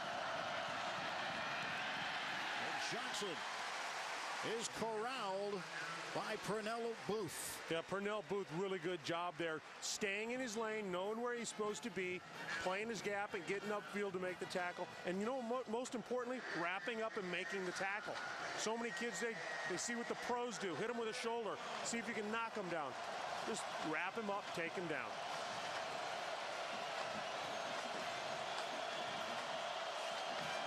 Big series here for both teams as we get close to halftime. From the 8, 3rd and goal. Pressure from the outside. Throwing over the middle, looking for Dixon. Incomplete. Well, a good job. You forced him into a 4th down. You make him kick a field goal here. Now, you've got some time on the clock to make something happen on your own way. If you're an Oregon State fan, you also got to remember that you're getting the ball coming out in the second half as well.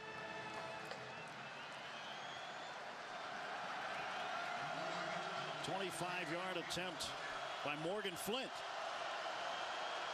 He's connected twice. Make that 3 times now. As the Ducks of Oregon now lead Oregon State 23-10 with 2:13 to go in the second quarter. Well, if you can work this well, if you're Oregon State, you get back-to-back possessions here. Run a 2-minute offense. See what you can get. Don't make a mistake. Don't put the ball in the hands of Oregon on a short field. Then you get the ball coming out after half. So you're going to get back-to-back possessions to make something happen.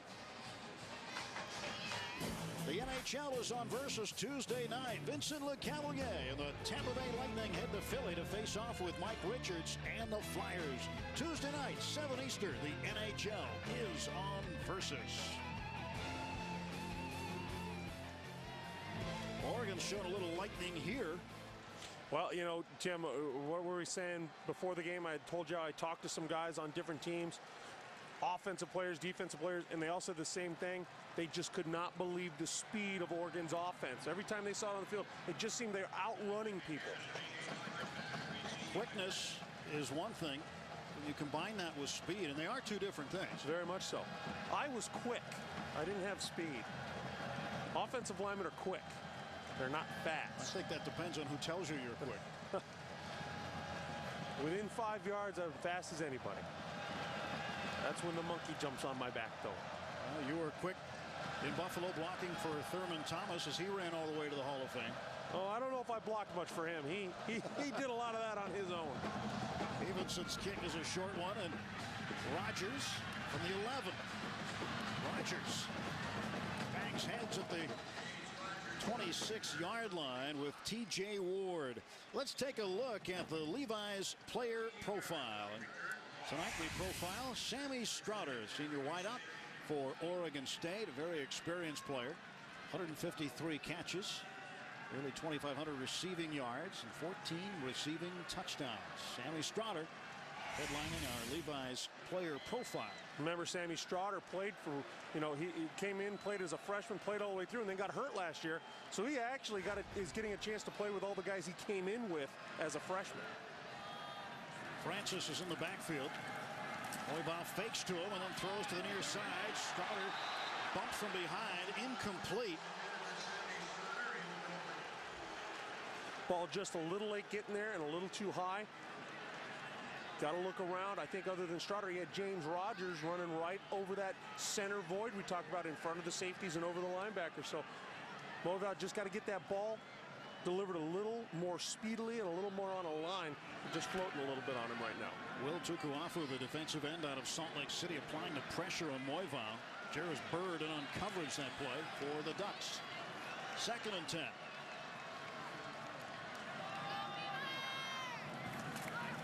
Again, Moivau to throw. Over the middle for Strotter. Tipped and incomplete. Ball a little high again, making Strotter come back. Strotter's got to make that catch. Obviously, gets both hands on it. But, again, we're looking at the ball sail a little bit on Moivau. Stay tuned at halftime for the Nissan Heisman Watch. That is coming up from College Football Central headquarters on Versus. We saw a Heisman Trophy in Mike Riley's office yesterday. That's right. Terry Baker's Heisman from Oregon State. He won it way back when. And is it just me, or is seeing an older Heisman somehow better than seeing a new one? It's pretty neat, isn't it? It's just cool when it's an old trophy.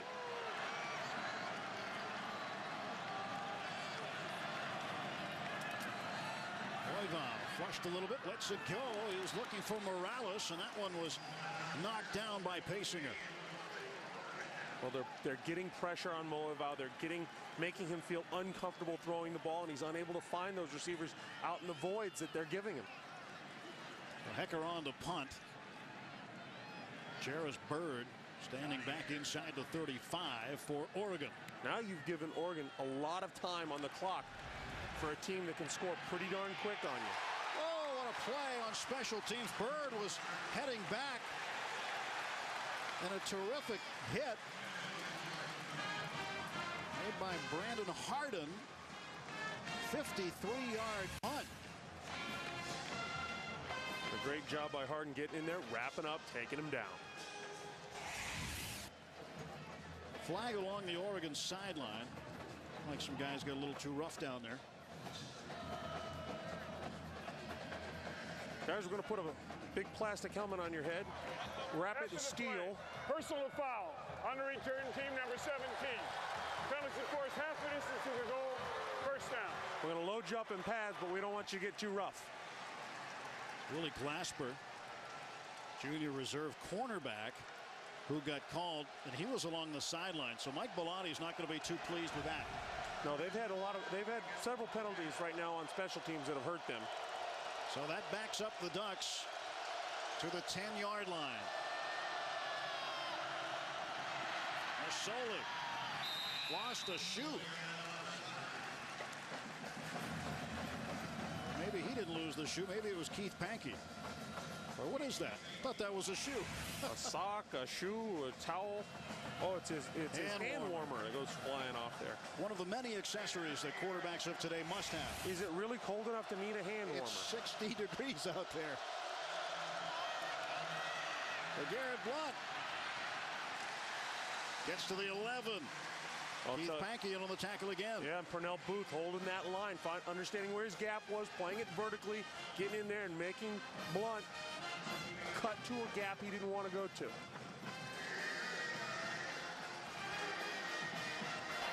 Timeout. Oregon State University, timeout number 1. 30-second timeout. Timer set the game clock to 1 minute, 31 seconds, please. This Wednesday, Versus unloads with 2 big events in one night. First, it's the World Extreme Cage Fighting Bantamweight Championship. Miguel Angel Torres, who hasn't lost in 5 years, defends his title against the undefeated #1 contender, Manny Tapia. Then, for the first time on Versus, it's the much-anticipated return of the contender. 16 fighters, 16 dreams. From Mark Burnett, the all-new season of the contender on Versus. It all happens right here this Wednesday, 8 Eastern. Fired up for that Torres fight, I'll tell you. You know, I'm an MMA guy, and Torres, really good on the ground, really good jiu-jitsu skills. Like watching him, like the little guys. Tapia describes himself as an octopus in quicksand. Oregon with the lead, but in a little bit of quicksand here on 3rd and 9. Here comes the blitz. Masoli lets it go, and that's going to be incomplete. Looking for Jason Williams. He just got rid of it. And a penalty marker falls down to the 31. Well, it looks like a defensive holding call. Maybe he got his face mask or something as he was trying to get past him. They're going to call it, though. And what a break for Oregon. Oregon State was looking at the Ducks punting from their own end zone. Now they've given up a first down. Brandon Hughes didn't think he did anything. The fans don't think he did anything. Pass interference on the defense, number 36. 15-yard penalty, automatic first down. And here's a replay of it. It'll be on the upper left corner. Ball's in the air. You know, it's interesting. I don't know what he saw. We were a little behind it. We'll have to give the officials the benefit of the doubt because we couldn't see it, but it certainly didn't look like anything happened. First down, and that's trouble for Masoli. As he hits the turf, Slade Norris, a disruptor coming off the edge. Senior from Portland, Oregon, knocked him down. And another meeting of the officials. After the play, personal foul on the offense, number 71. Penalty force half the distance to the goal. Down counts and down will be 2. Well, they get Mark Lewis, the right guard here, getting in there to protect his quarterback a little bit. Getting upset they're taking him down. Well, this is a rivalry game. That it is. Emotions are flying. I've seen a few personal fouls already. Asked Mike Riley yesterday how the slings and arrows have been going back and forth during the course of the week. He said, it hasn't been too bad. Oregon State University, timeout number 2. 30-second timeout. But he also said, as I recall, but I don't read the papers or watch TV, so I don't want to hear all that. Well, Mike was pretty relaxed yesterday. We visited with him in his office for quite a while, and one of the more laid-back, down-to-earth head coaches you're going to run across. It's easy to see when you talk to Mike Riley and you're in his office. It's easy to see why he builds this program the way he does. I think kids get a sense that he is laid back, but yet he's very serious about the game of football, Family's very important when you look around at the way they handle business on a walkthrough. Kids are out running around. It's a way they handle business in Corvallis. He keeps jars of candy in his office for all of the kids of the coaches who like to come in, and he'll give them jelly beans. And he said the favorites are the nerds that he gives out.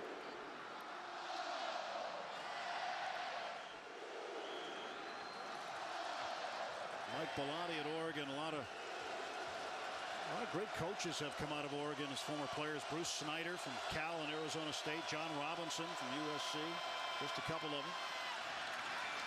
I believe John McKay is also an Oregon Duck. So Jeremiah Johnson continues his assault on the Oregon State front four. Victor Butler with the tackle. Timeout. Oregon State University, third and final timeout this half. Timer set the game clock to 1 minute, 12 seconds. 30-second timeout. You can see in the Pac-10 where Mike Bellotti stands in terms of wins. To give himself 3 more years. He'll be the dean of coaches as well as the all-time leader in 3 or 4 years. See the red vest that Justin Roper's wearing. Roper's had some playing time. He's been battling some injuries, but that's how they identify him as the signal caller. He could be the hot guy or he could be the decoy when he sends those plays. I would say, could you just give me something besides a red vest, please?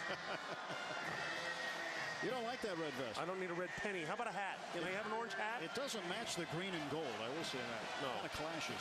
Oregon State doing a good job using timeouts here to get themselves in a position to get the ball back, a little time on the clock, maybe get another field goal, maybe get something going, knowing they're going to get that ball again.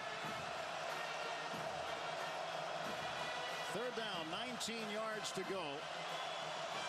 Oregon State now has used their allotment of timeouts to stop the clock as they hope to get the ball back, but Johnson, he takes it and goes. First down and more, Jeremiah Johnson. He's going to go the route. Touchdown! 83 yards, Jeremiah Johnson.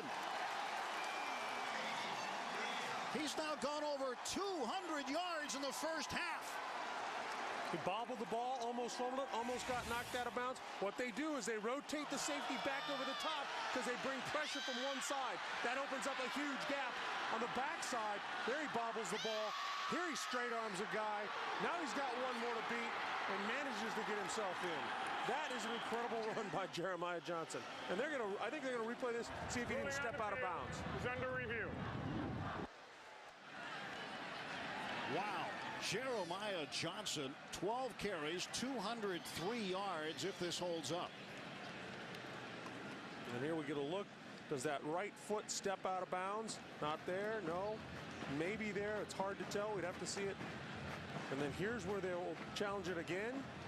It looked like he's out of bounds about the 3-yard line, maybe the 4. It may not stand, but either way, Oregon was looking at third down and 19.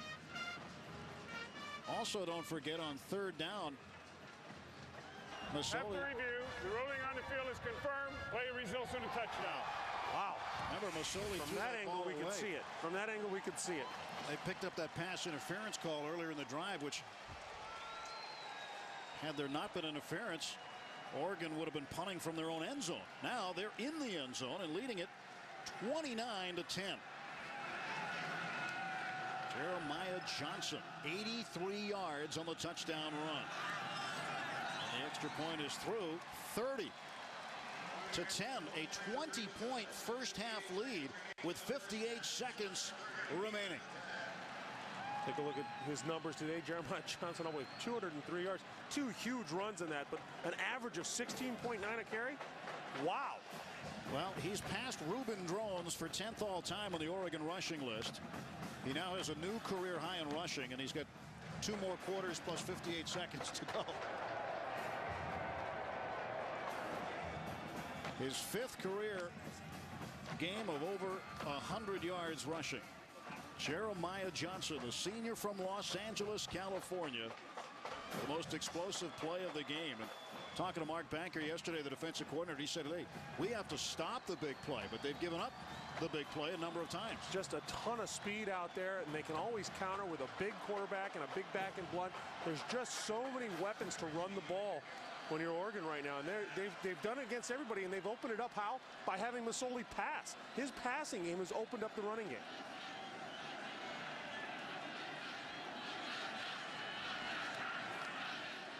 Not much excitement from the Beaver faithful right now. Well, there's nothing like the motivation of keeping your rival out of a big-time bowl game to get you up for a game.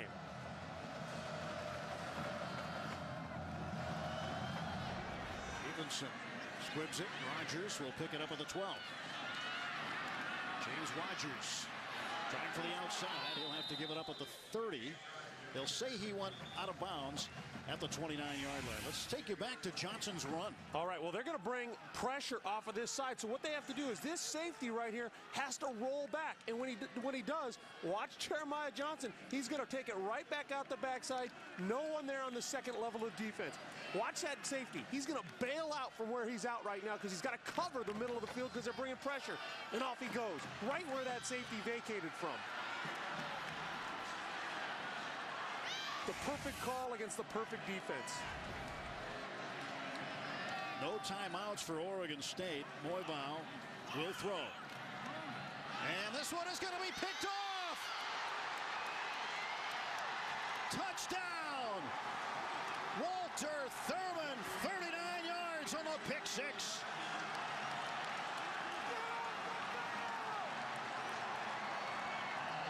Well, we'd said all along that we thought the ball was floating a little on Moivau.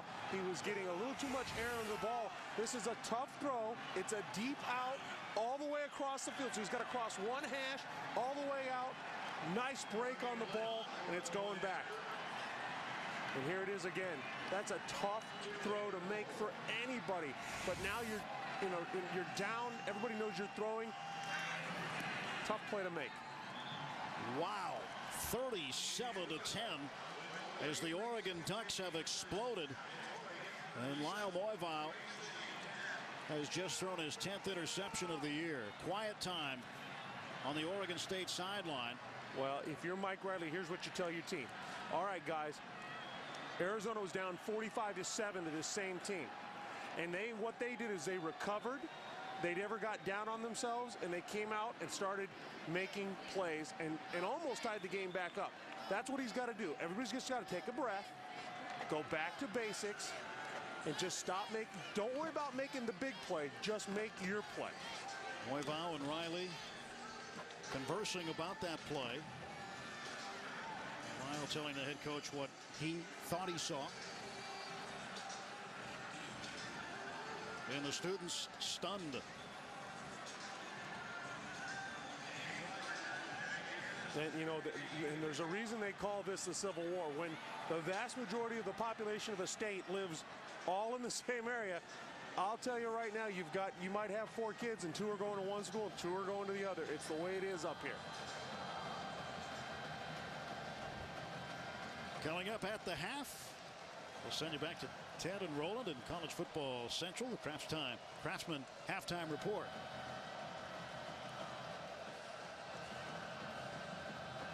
So another chance with a football for Oregon State. This time they kick it away from Rogers. And a very solid return by Patrick Henderson. Henderson gets it across midfield, his first return of the game. Now, if you're Mike Riley, you're Danny Langsdorff, you're looking at this, you're talking to your guy, Moivau, and you're saying, listen, all we got to do is get ourselves a few yards here. If we get 3 on the board before half, we're pretty happy, and then we come out with the ball again, and we'll make something happen. You're not trying to be a hero all at once. And every time I say that, they'll probably break a big long run and get a touchdown. Well, again, though, 35 seconds and no timeouts. The sideline is your friend here. And Moivau facing a 3-man rush. They find a hole in the middle. And John Reese, the H-back, with the reception inside the 30. And Moivau needs to either spike it or get the ball downfield. He's going to get it downfield. And he throws again. Morales is open. First down inside Ducks territory to the 11-yard line. Shane Morales with the catch. The Ducks are going to have to make an adjustment. There's too much room underneath their safeties and over the top of their linebackers right now. And Royval lets it go. It's a touchdown! Morales!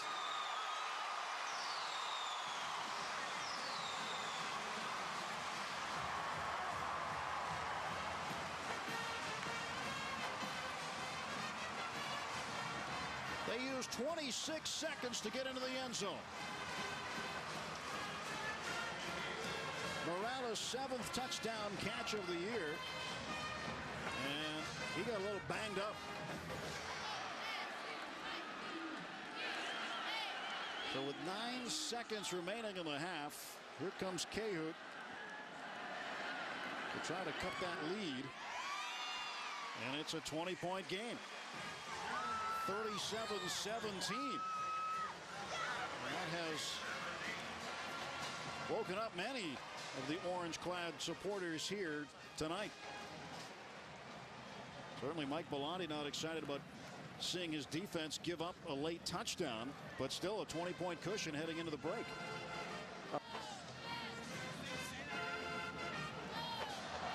Yeah, if you're Mike Bellotti, you've had some penalties on special teams that have hurt you, and you're certainly not happy you just gave up a touchdown right before the break, knowing that Oregon State gets that ball back again, and you have flashbacks, and sometimes you've given up a lot of points. Well, if they can get downfield like that, and of course, Oregon's in a much softer defense at this point in time. But can they do it? Can they have a quick strike offense in the second half like they have a number of times this season? 22 times they've had touchdown drives of 5 plays or less.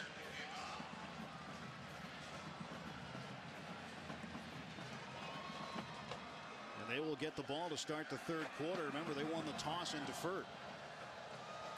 And that's, people forget just how important that is, knowing you've got that in your back pocket, knowing that you're getting that ball again. So Oregon, they've got a big lead, so there's not a lot of pressure at this point. But Oregon State can play with a little abandon, knowing they're going to get it back.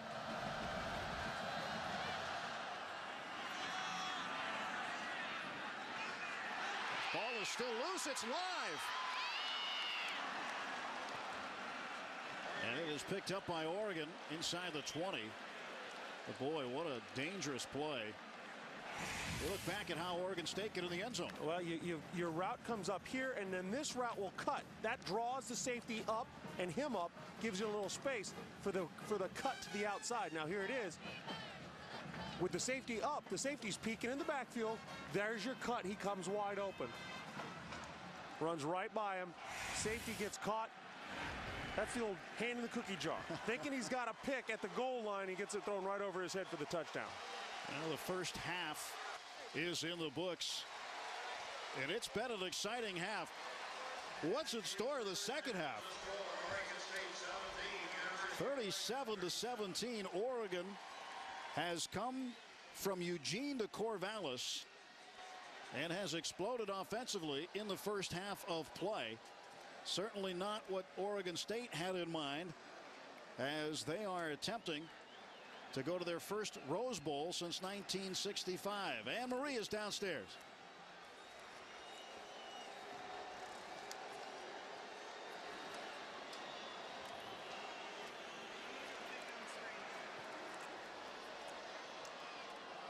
Keep possession of the football. We've been a little ragged about penalties. That's some of the emotion of the game. But again, they're a good football team. They're moving the ball. We got to make sure we stay on top of that.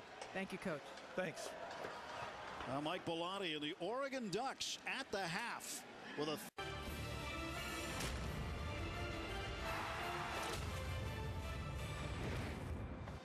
sold-out Research Stadium in Corvallis, and what a first half for the Oregon Ducks.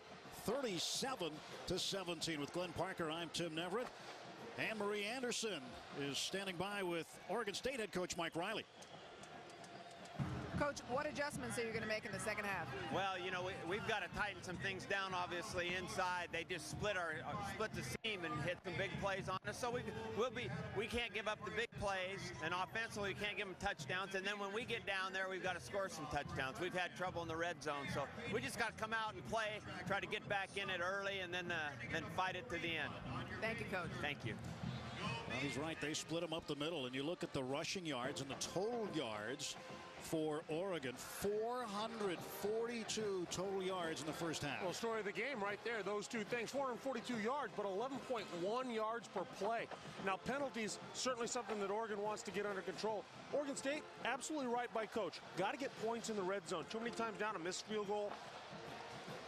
A field goal here, a field goal there, not to mention they missed one. That's costing at this point.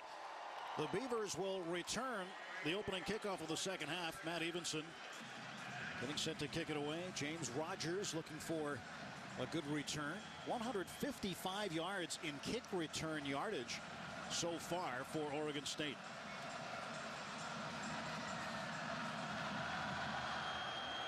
Evenson booms this one. He got all of it. Knocks it out of the end zone for a touchback. Many of his other kicks have been coming up 5 to 10 yards short.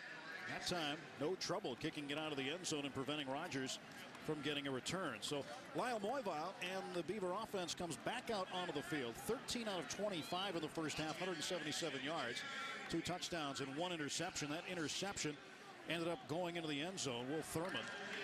Walter Thurman, beg your pardon, was able to run it back in. Well, they have to be patient here on this drive. Remember, the first drive of the third quarter, both teams' offense is very, very important for them. So this for Oregon State, a huge drive. Got to come away with something. McCants starts in the backfield, and Moivile throws. It's tipped. And they're going to say it was an incomplete pass. But a good job by Nick Reed going after the ball as though it was a lateral. Let's take a look at the Craftsman tools for success. We gave these to you at the beginning of the game. How have they turned out? Well, they had to get pressure on Moivile. How have they done? They forced interception, one back for that touchdown. Also, they've gotten a sack. They've hit him a few times. Score early. Well, Oregon, 17 first quarter points. That's something they've done. So they've done both the things we said they had to do. Second down 10 from their own 20-yard line.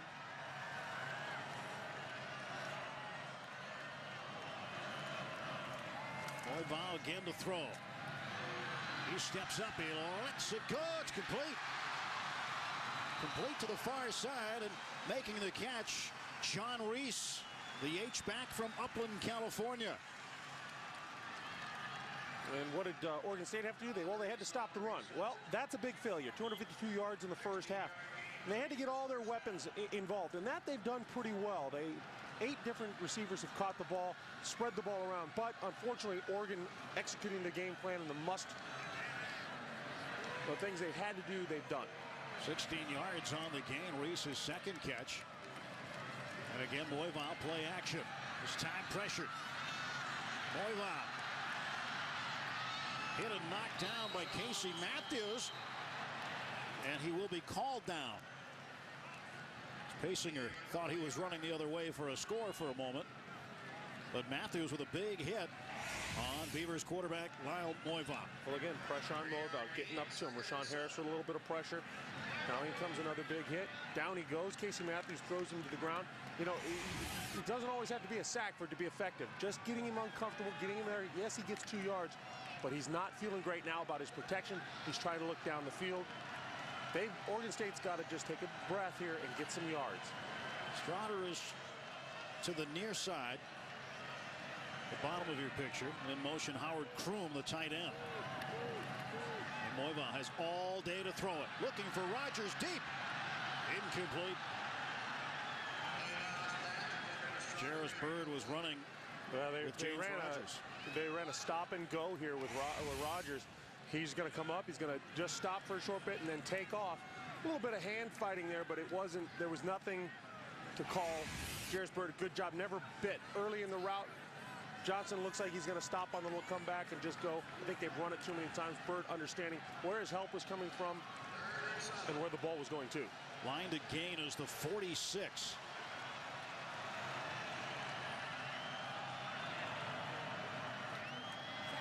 Moivile fires that way. Incomplete.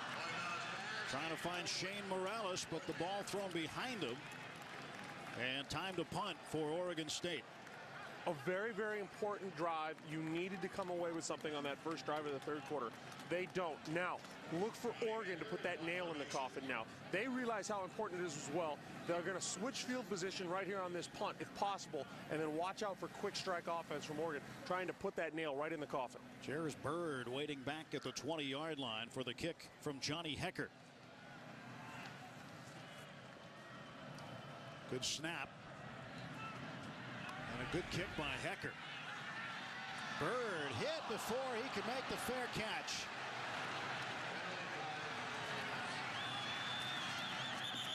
So Bird had his hand up there, and Harden made the hit. I think Harden knows pretty well that he was wrong. 44-yard punt, and that's going to get shrunk after they mark off the yardage. Well, the arm. Interference with the opportunity to catch a kick on the kicking team number 17. 15-yard penalty, spot on the foul. First down. 13-13 to go in the third quarter. You're watching college football on Versus. You can't sell yourself for $1, Junior. Why not? Because as long as you live in my house, you'll live by my rules. You got it? I wish I'd never been broiled. Whopper Jr. for $1. Bringing some attitude to the BK value menu. Hi, I'm 10.2 miles past Route 4 and I need some help. The Help Me feature, only from TomTom. Go confidently. Nowadays, $100 doesn't go as far as it used to. But this week only, it can take you absolutely anywhere. Right now, you can get the TomTom One 125 for under $100. In 6 days, this deal is going down. The battle between good and evil begins. Somebody has to punish the corrupt. Raise your armies! Punisher Warzone. Clock's ticking. Rated R. In theaters Friday.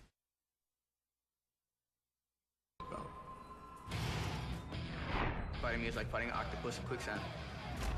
I'm gonna outstrike you. Beautiful right hand. I'll grapple you. Both these guys are not gonna tap. I'm gonna outlast you. We have a champion in the bantamweight division. I know he's ready to go for a war. So I'm prepared to go for a war.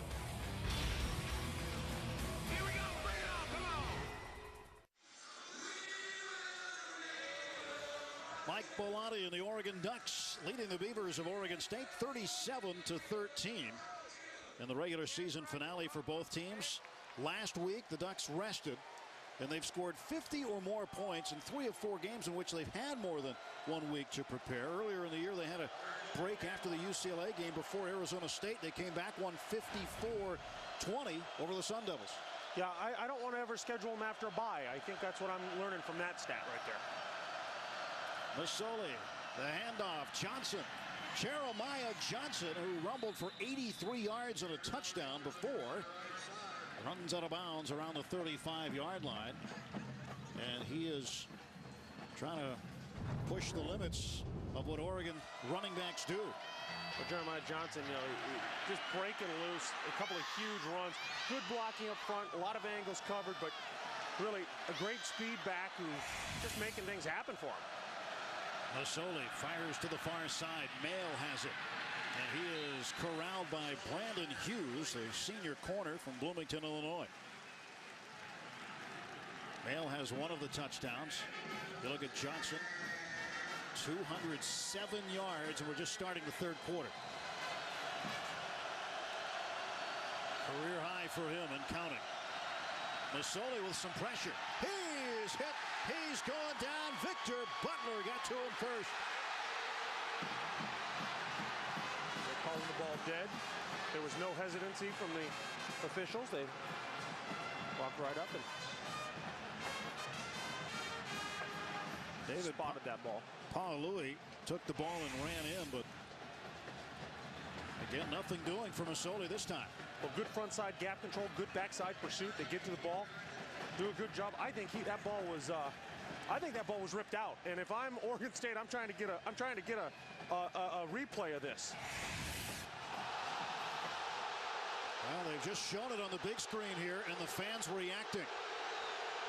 And his As soon as this ball is snapped, that's a dead play. They called timeout prior to the snap. Sammy Strotter turned, looked right at the official. He was in the back. He called timeout. They want to get a look at this. Prior to the snap, timeout, Oregon State University. Timeout number 1. Now what they'll say is you can review it, but if the whistle was blown, the whistle was blown.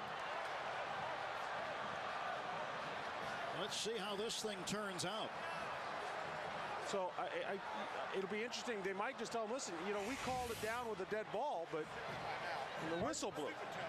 Why do you want to call that timeout? He wants to for the replay. Oh, yeah. It comes out, maybe 5? It was a fumble, and it should have been picked up and gone for a touchdown, but I think they'll just call, hey, the whistle was blown. It's their ball. You're going to end up punting it anyway, unfortunately. At least according to that replay, David Paul-Louis should have had a touchdown. Yes. And that's the type of play that Oregon State needs to get back into this game if they have any hopes of winning the Pac-10 and representing the conference in the Rose Bowl. There are some folks in Pasadena, a little bit farther away in Los Angeles on the campus of USC, who are hoping that's not a fumble.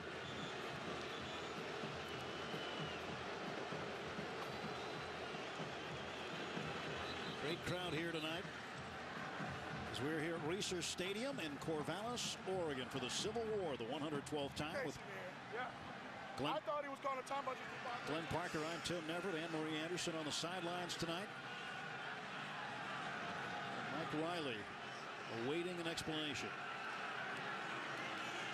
Judging by that expression, I don't think he likes it. Yeah, they're going to tell him, listen, the ball was blown dead. I mean, you might...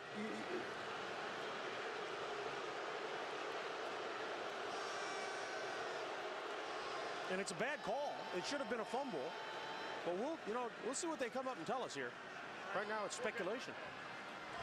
Ruling on the field is under review. How do you review it? If the whistle blew, he came right up and made the spot. Okay, it's a fumble, but the ball's dead there. The other thing about this is that the Beavers called a timeout to prevent that snap on the punt. Yeah. Now you look at the scoreboard, they haven't taken the timeout off right now. Well, here's a look at it. Masoli gets hit. He's not on the ground. That ball's stripped. A very good job there, getting that ball out of there. Stripped, it's a fumble, it's a pickup for a touchdown. But they can't call it that because the whistle's blown. Watch him come right in there. He whistles it.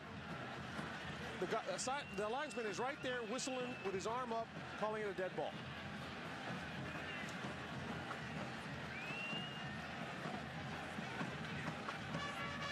A lot of folks at home, Glenn, are agreeing with you. Yeah, what are you going to do? I don't think they can award it. Award the ball to Oregon State in this case. As much as that's the right call. You know, that's one of the things in the NFL you look at nowadays. They're holding their calls a little longer so those things don't happen.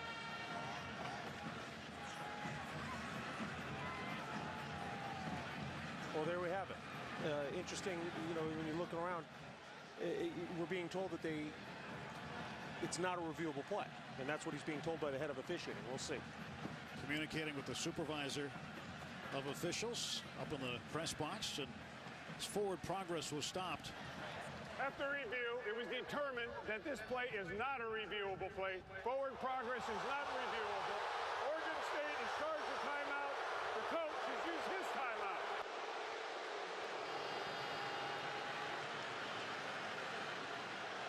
So, Coach,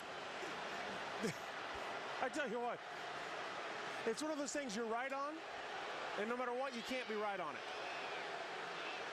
You have to be able to move on to the next play and don't let it affect the next thing you do. Mike Riley certainly knows that.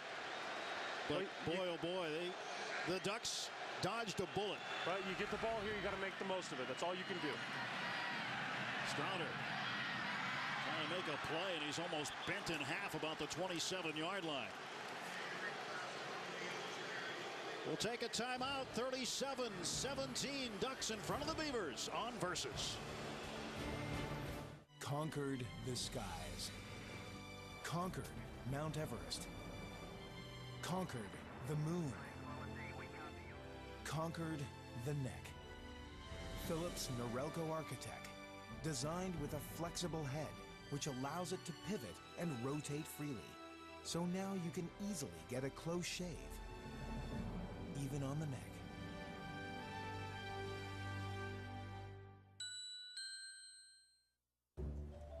Hi, we're here for Sign Then Drive. Hi. I just leased a Passat for no money down. She wants one too. Or a Jetta. A Passat. A Jetta. A Passat. A Jetta. A Passat. Our new computer can match you to the perfect Volkswagen. Then you drive it away. Signature reveals a need for safety and individuality. Perfect match. A Passat. Jetta.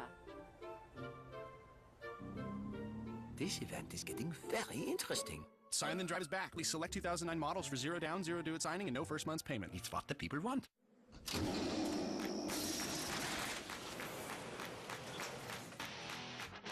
Let's go quick! That's it, there you go.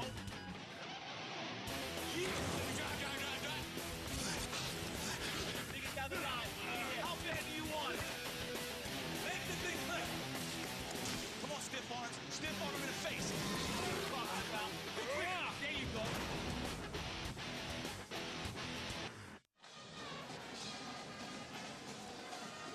The sea of orange a bit subdued in Corvallis tonight. 11:30 to go in the third quarter. Mike Riley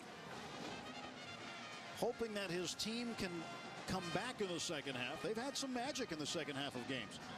Well, they have. You look at the head outscoring their opponents almost 2-1. Now, some of that is obviously a factor of being ahead in some games and being able to pour it on, but you have to like what they're capable of. You get a score here, you got a game. You can get it within 2 scores with a lot of football left.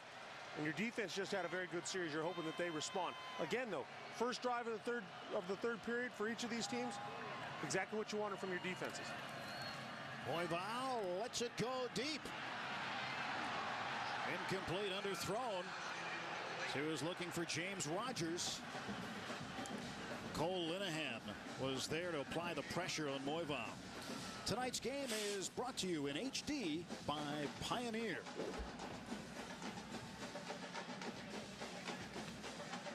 (37-17).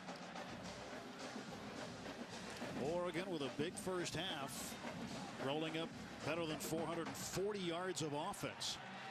They've got 434 right now. Crowd has quieted down because of the Ducks' advantage. They were loud at the beginning.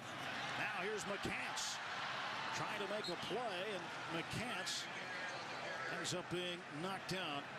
And that's a young mistake by McCants. It's a nice run, but he probably gets 3 or 4 more if he doesn't make that second cut.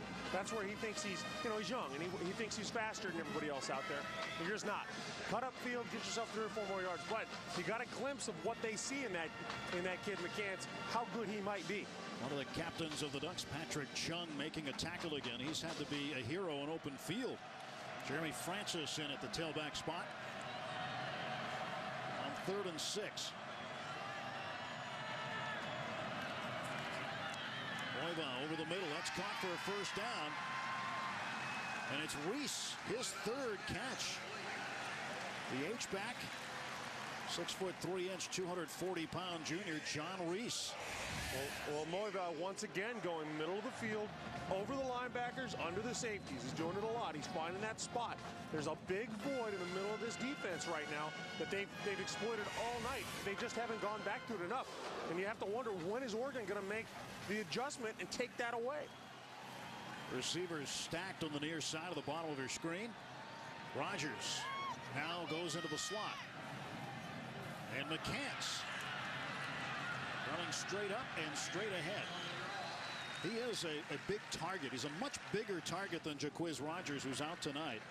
Okay, 6'1", 240, got some good leg drive. If anything, he probably stands a little too tall when he runs. But they said the same thing about Eric Dickerson, didn't they? They did.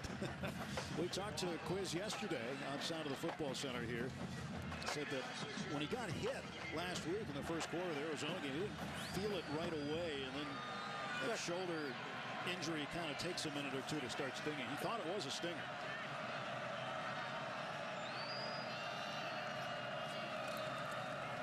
Moival looking to haul it downfield. Got a man. It is caught. 1st and goal. Sammy Strouder, 47 yards. Well, they ran that skinny post with him, and underneath they ran a dig. That drew the safety up. There was nobody there. The safety couldn't get back over the top. They finally come up with a little something. The adjustment was made by Oregon, and they get after him with Sammy Strotter over the top. Third catch for Strotter. He's now third all-time at Oregon State in catches. 86 yards total receiving yards for Strotter. End zone. Incomplete. Looking for Morales. And Walter Thurman there to break it up for the Ducks. Another good play by Walter Thurman. Getting his head around, seeing the ball, putting his arm up between the hands. So here's a good look at it. It'll come right at us. And there's Morales. Now here comes Thurman. Sees the eyes, look up, gets a hand swing at it. Here's another look. Coming up to the hands, getting that ball knocked down. That's a very good defensive play by Thurman. Second down, goal to go. Ryan McCants in the backfield. Ball at the 5 for the Beavers. It's McCants trying to get to the edge, and he is pounded out of bounds. T.J. Ward, the free safety, knifed up from his secondary spot to make that hit. There's that youth. He's got two lead blockers out in front of him. They go up inside. He tries to take speed to the outside. You're not faster than everybody on a Pac-10 field. Get upfield, drive across, get over the end zone line, and that's what you should be doing. A little bit of youth there out of McCants, that's all. From the 3, see the running game, only 55 yards. Trying to add to it here. McCants in motion. Moivon. Throws. Caught. Touchdown, Beavers. Joe Halahuni from Orland, Washington. His first touchdown catch. That's the third different tight end to catch a pass in this game. Well, here you go. There's going to be pressure in his face. It's a waggle. Get yourself out here. Pressure comes up hard. He throws, finds the big target. Now, listen, it's a big man against a smaller linebacker. That linebacker's only 6'2", 215. Just use a big body in tight space. Put yourself between the defender and the ball and make a play. Halahuni is the 9th different receiver Moivon has thrown to. Cahoon chips this one over the bar. And it's now 37-24. Quiz likes it. The Beavers still trailing, trying to chip away at that lead on Versus.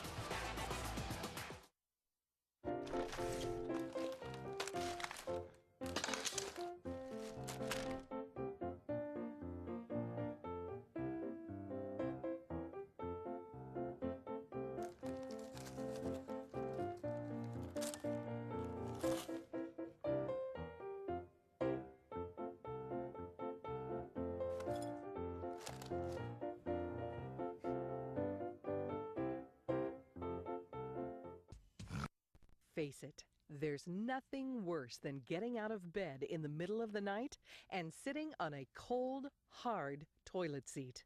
That's why there's Cozy Comfort, your personal and master bath toilet seat cover.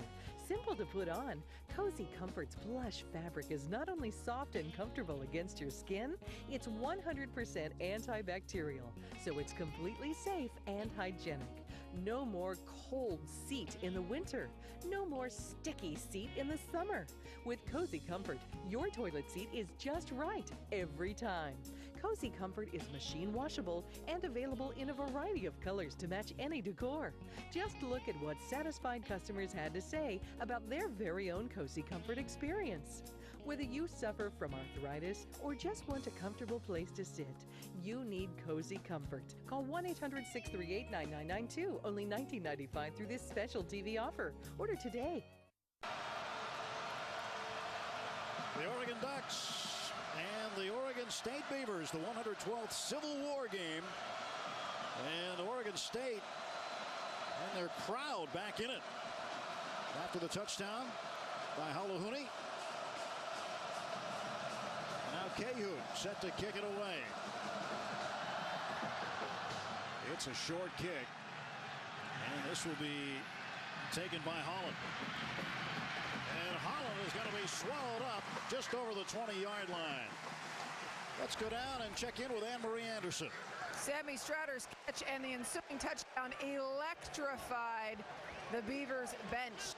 This team had been very quiet to start this first half. Now there's a new energy down here. Strouder and Royval sat on the bench as one player after another came up congratulating them. You see a new light in the eyes, and certainly, Tim, as you mentioned, the crowd is into it now too. And that can help the defense at this point in time if they want to make it a ball game again. Jeremiah Masoli on first down. Hands off to LeGarrette Blount. And Blount across the 25 out just beyond the 27-yard line. Stephen Paya leading the way to make a tackle. Paya, the sophomore from Los Altos. He's been battling a bit of a sore knee lately. He's an interesting guy, too, because he's got a rugby background. It's just like football, but with no pads. Well, maybe not quite as violent.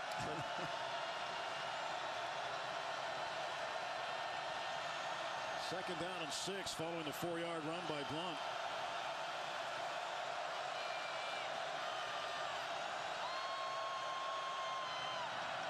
And Blount finds the hole. He breaks free. LeGarrette Blount going to be tracked down by Greg Laybourne. Another big play allowed by the Oregon State defense as Oregon continues to run all over the field here in Corvallis. Well, when you take a look here, what you're going to see is a crash. When he crashes, that's where the hole opens up. Watch the end crash the line of scrimmage. When he does, gets outside and he's off to the run, races. He gets a big-time block from his right guard, Mark Lewis, out on the backer. That opens up things. Watch him run. 46 yards on the carry. Blount now 7 carries for 80 yards. Masoli in the offense looking to the sideline.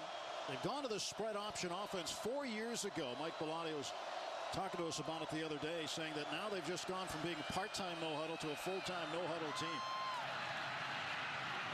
What they've done is they've gone to the big back now. They've gone to LeGarrette Blount, and they're just saying, you tackle this big body for a while. We'll tire you out here.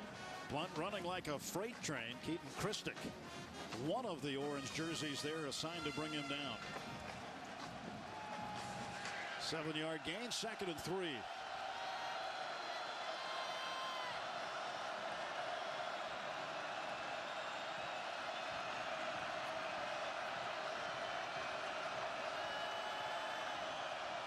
Masoli out of the gun again. And again, he'll give to Blount. Blount powers his way to the 14-yard line, running into Stephen Paya.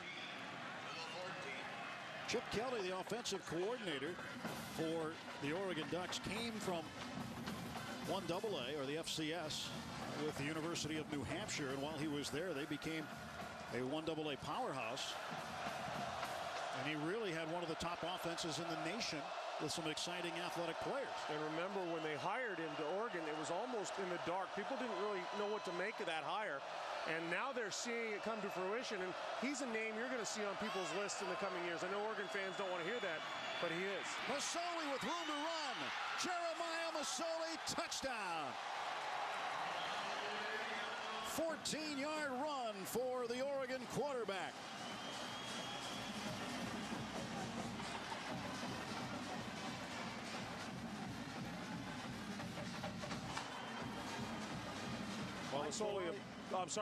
Masoli's just so strong. He's able to get out of the clutches of one, and it's again, that's the speed factor that they have. You know, he is strong enough and fast enough, deceptive the way he runs. Everybody I talked to said that be careful with Oregon. They're so much faster than you think. And it's a 20-point lead again. Quickness, speed, and athletic ability, that's what Jeremiah Masoli possesses. Well, you know, again, they get caught with a crash. Masoli on the zone read, he's looking right at it. So when he takes off, if they can get a block on him, they win. You take a look at the way this thing's end crashes, comes up, he gets outside of it. They're just not fast enough then once they read what's happened to get there. 44-24 for the offense for Oregon. It's spin ground duck. Look at the rushing attack this season. The yards have been spread out. And look at where they are today. Again, 206, a career best for Jeremiah Johnson. LeGarrette Blount getting set to break the 100-yard mark. And Jeremiah Masoli's been conservative the way that he runs the ball, but he hasn't had to run it because Johnson and Blount have been doing the bulk of the work. That's right. And you know, the thing is, well, I don't even know, what does ground duck mean? Who eats ground duck? Duck breast? You sure? I think he's calling out for some ground duck right now. Yes, but ground duck? Who eats that? I think it's a play on ground chuck, maybe? Well, when you're now over 510 yards of total offense in the game, you can eat whatever you want. There you go.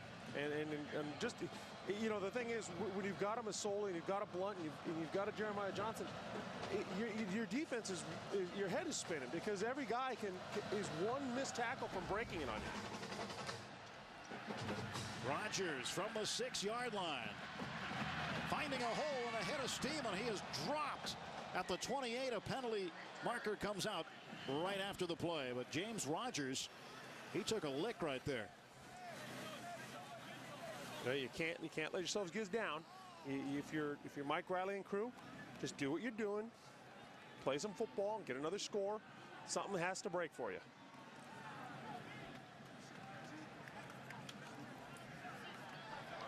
During the return, holding on the return team, number 10. 10-yard penalty, spot on the foul, first down. Let's check in with Anne-Marie. If you guys want to get an idea of how personal this game is for Mike Riley, you look around this stadium. He grew up on this field. His father, Bud Riley, was an assistant with the Oregon State team. Coach Riley went to high school nearby in Corvallis High School. He, in fact, even had a summer job here at the stadium, and he told us yesterday from his office right there that he was taping, that he painted these railings himself. The railings are behind. They didn't used to be orange until Riley got here, and that ball is overthrown by Moiva. Yeah, he said they were gray, and then they hired him on a summer job to come up here and paint them. Yeah, Coach said, you know, it's not that easy painting these railings. You got to go all the way around. But he was very pleased. His office is right there. He looked straight out at this, and he said he was pleased that his handiwork still held up. Of course, they've repainted them since then, but he was the original. They got a fresh coat and more recently here when they added on to the stadium and added a lot of amenities here. What an amazing transformation he's had with this program and with this stadium, the way they've built onto it. Now, when I played here in college, it was basically one side. It was called Parker Field. Felt like I was coming home. Wasn't named after you. No, that it wasn't. Second down and 10. Moiva steps up, lets it go. He's got Strotter. That's a complete pass to the 29-yard line. Lyle Moval's staying in there. He's taking a lot of shots today. They're hitting him. They're forcing him to scramble a little bit. You got to be impressed with his toughness, because no matter what, he is still trying to find his receivers even while he's getting smacked around. 15-yard pickup. Strotter. Mike Bellotti described him this week as scary. Respecting the athletic ability of the fifth-year senior. Moiva just flips it out. And here's Francis with a run.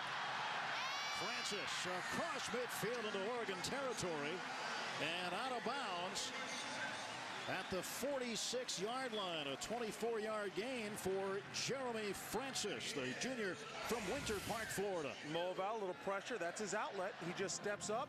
He'll just give it a little toss. Great job of Francis understanding where pressure was, where coverage was, to make that cut and get out and get himself 10, 15 yards. Francis, a big contributor in this game tonight with Jaquiz Rodgers out. He remains in the backfield. They fake it up the middle to him, and Moiva, he goes down. Nick Reed. That's his 11th sack. Well, you have to be impressed with Oregon and their defense. Nick Reed, bottom of the screen, going to come up, gets himself, beats off the tight end there and gets in there and with a big tackle. Now, a tight end's supposed to have his hands on him and shuffle with him. Does a good job of getting his hands down and keeping that motor going. Reed is a semifinalist for the Ronnie Lott Trophy, also a Nagurski Award nominee. Second all-time at Oregon in sacks, now with 27 and a half. Second and 17 for the Beavers. And Moivon's going to let it go. That's well overthrown. And there's a contact back there. You know, you're allowed to have your ground, but you can't extend your arms when you hit the receiver. That's exactly what they did. I think that's T.J. Ward out there getting a little bit of contact. So a break for the Beavers as they'll move up. Morales was the target. Pass interference on the defense, number 2. 15-yard penalty, automatic first down. Now you'll look over here on the right side. Pretty tough to see, but you can't extend your hands. T.J. Ward extends his hands after he hits them, and that's what they're calling. You're allowed to have your ground. You just can't hit it. You know, you're allowed for you can stand your ground. Can't push him that way, though. And from Ward's standpoint, it's not a penalty he'd like to take when the ball is being released. He doesn't know at that point whether it's an uncatchable ball or not. It just turned out to be one. That's right. McCants behind Moivon. McCants works off a block from Rogers. He was spun down by Chung at the 29-yard line. It'll be about a yard shy of the first down. Well, Oregon State's certainly not quitting. So much time left in this game. Get a score and hope your defense comes through. What I'm impressed with Oregon so far is they had every reason to be down. You know, we heard from Anne Marie. Oh, the sidelines electrified. They're ready to go. They're down by 2 scores. All they do is come back, throw another 7 on you and say, you know, let's start this over again.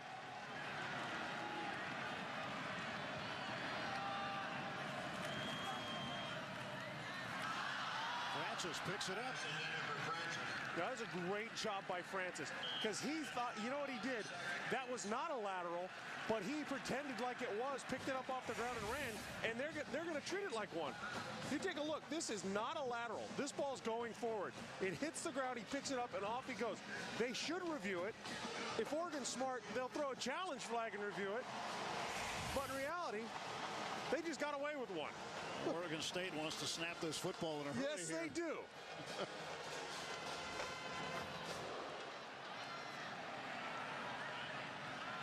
Moivon to center this time with a 5-step drop. He'll run. Got room. Moivon first down. Chased out of bounds as the Beavers work the ball down to the 10-yard line. A 16-yard gain for the quarterback, Lyle Moivon. Moivon keeps in touch with Jeremiah Masoli. They've never met in person. They'll meet in person for the first time after the game, but their mothers actually got in touch via email. Masoli and Moivon have been emailing each other all season long, talking football. See, you love that. That's a good story. That's a good. They only live 40 miles apart. Go to the end zone, and Morales is there for the touchdown. The 4th touchdown pass for Lyle Moivon, a new season high, and he's gone over 300 yards.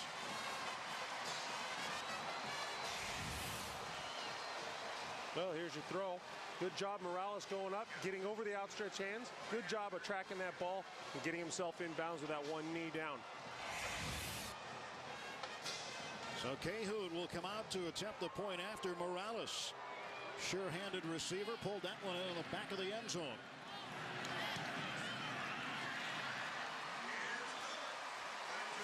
And the extra point is good. Moivon found him right near the back line. A lot of credit to Morales. Very tough to catch a ball going over the outstretched hands of a defender. Thinking that you might get tipped, maybe it won't. Having the presence of mind to come down in bounds. Good job by him. Let's check out the Tom team travel log. Oregon holding the series lead here, 55-46 and 10. The winner of this game was the home team from 97 to 2006. That string was broken last year. And Eugene, just 40 miles south of Corvallis. First game played in 1894. They actually had to take a break in the series early on because there were too many fights at the train station. I love it. When they were traveling back and forth. Give you an idea how long ago it was, because no one's taking the train. Not in this part of the world, and not sometimes. Judging from the parking lot, nobody took the train today. Two scores the difference right now, 44-31. Reeser Stadium rocking tonight in Corvallis, Oregon. With Glenn Parker, I'm Tim Neverett. Anne-Marie Anderson roaming the sidelines for us tonight on Versus. Well, Corvallis, means heart of the valley. I don't know if you knew that. Heart of the valley. We're here in the Willamette Valley here. I try to bring something new to every time we work together, Tim. You are like the Cliff Clavin of football. Well, I don't know. I don't know much about football is a problem. It's all the stuff around it I kind of get. Glenn Parker went to 5 Super Bowls. And are you the only living guy with 5 Super Bowl losses? No, believe it or not, we got a flag down. Penalty marker is out, and the return goes to the 20. If you're Oregon State, exactly. If it's against Oregon, exactly what you're hoping for. Pin them back, hopefully win some field position, get yourself right in this game. Well, Jay Strickers and his staff have... Illegal block in the back during the return, number 53. After this is to go from foul to foul, that'll be one. They have been very busy tonight.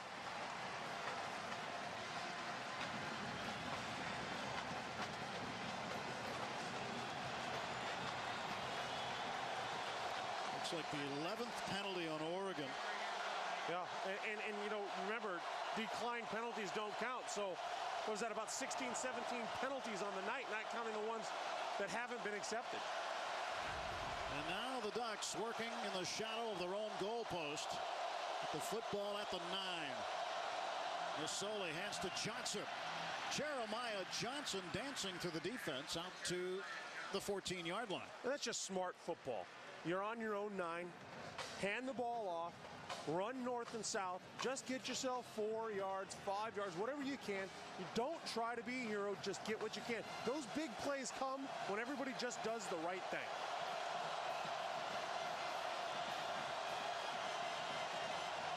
.890 yards of combined offense in this game so far. And we have a lot of football to play.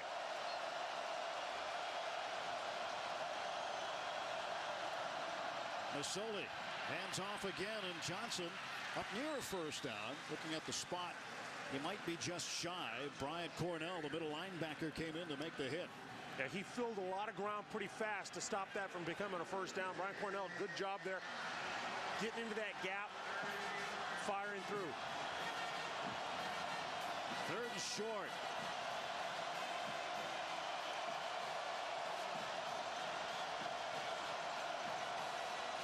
Oregon State crowd is into it right now. 4 out of 9 on 3rd down for the Ducks.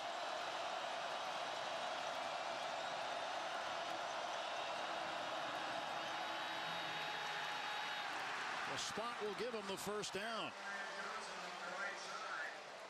Let's check in with Ted at College Football Central on Versus.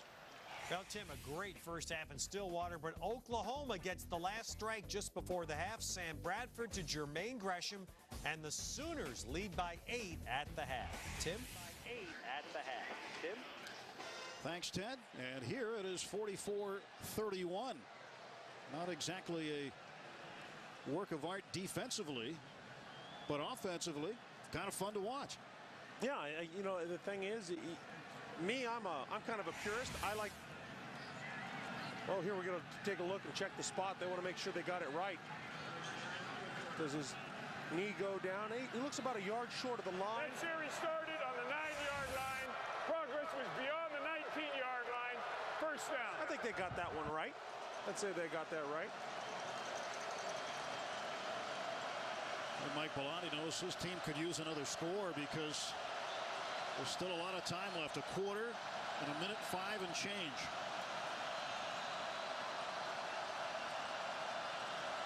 Jeremiah Masoli changing the play, and he's got to go a little bit more of a distance to do so because of the volume of the crowd. Johnson up the middle. A penalty marker is out. And Bryant Cornell, the first guy to get to the Oregon running back, Jeremiah Johnson. Dennis Christopher was laid in on the tackle, the outside linebacker.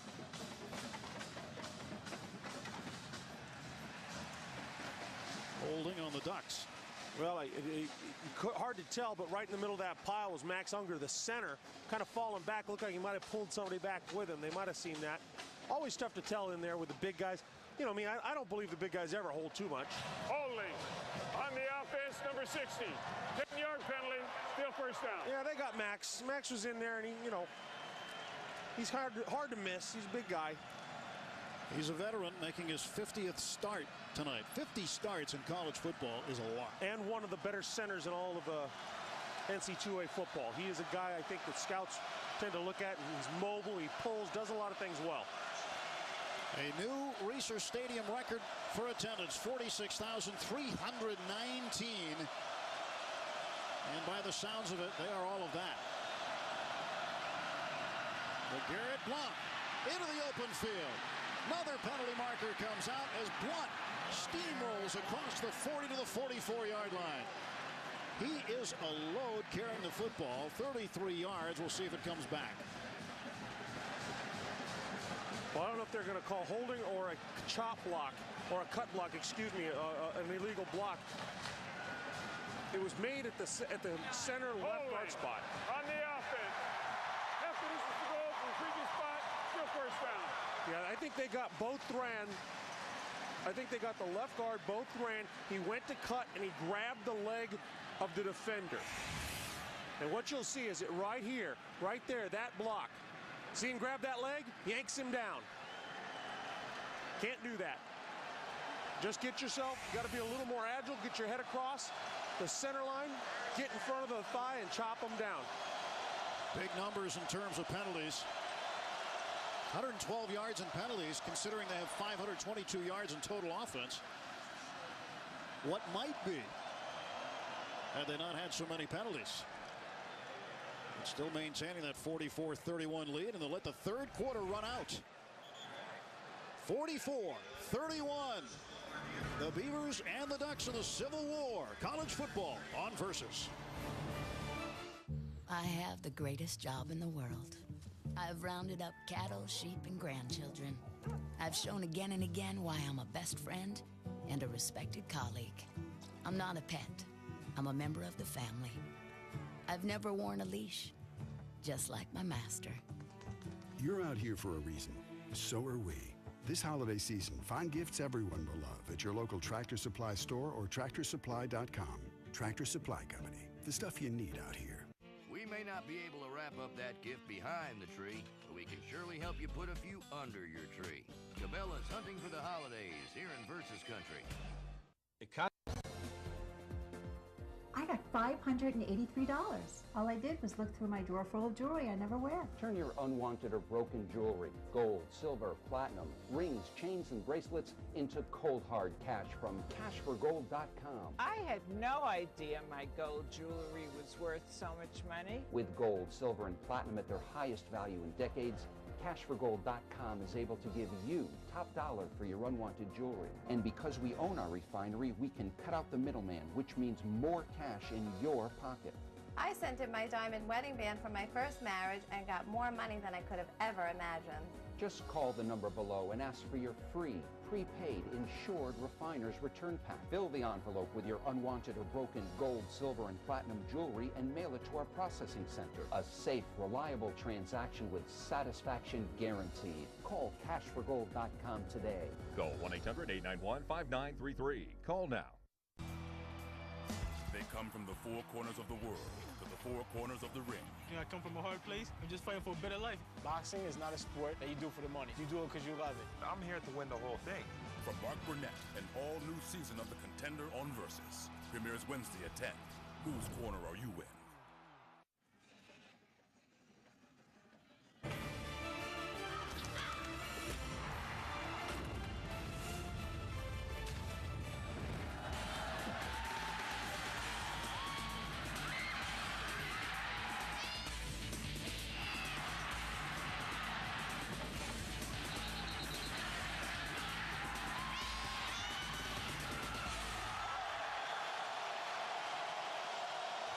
Fourth quarter is set to begin at Reser Stadium with Glenn Parker. I'm Tim Everett. And Masoli with a big run. Terrific technique out of the quarterback position as he had everybody fooled. He runs for 11 yards on a play in which Oregon State, following the Oregon penalty, had a chance to really pin him deep. Yeah, and you know, smart play, because 1st and 25, you're not looking to make the big one. You're looking to get a few yards. You get yourself 12. Ed Dixon, Jason Williams out of the perimeter. Great blocking job by your tight end and the wide receiver to get some yards. Well, Mike Riley and the Beavers, 13 points down to start the 4th quarter. They need a defensive stop if they want to have any prayer of going to the Rose Bowl. And Masoli just runs out of bounds again. Well, what they're doing well on the zone read is they're being patient enough to let the backside end take himself out of the play before they go. Watch the backside end, number 58 right here. He crashes, and off you're going. There's no one there to help out. Slade Norris has to do a better job of understanding this offense that's attacking.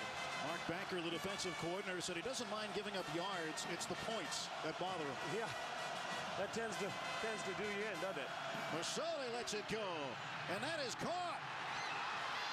And there goes Terrence Scott. Will they catch him? Touchdown, Oregon!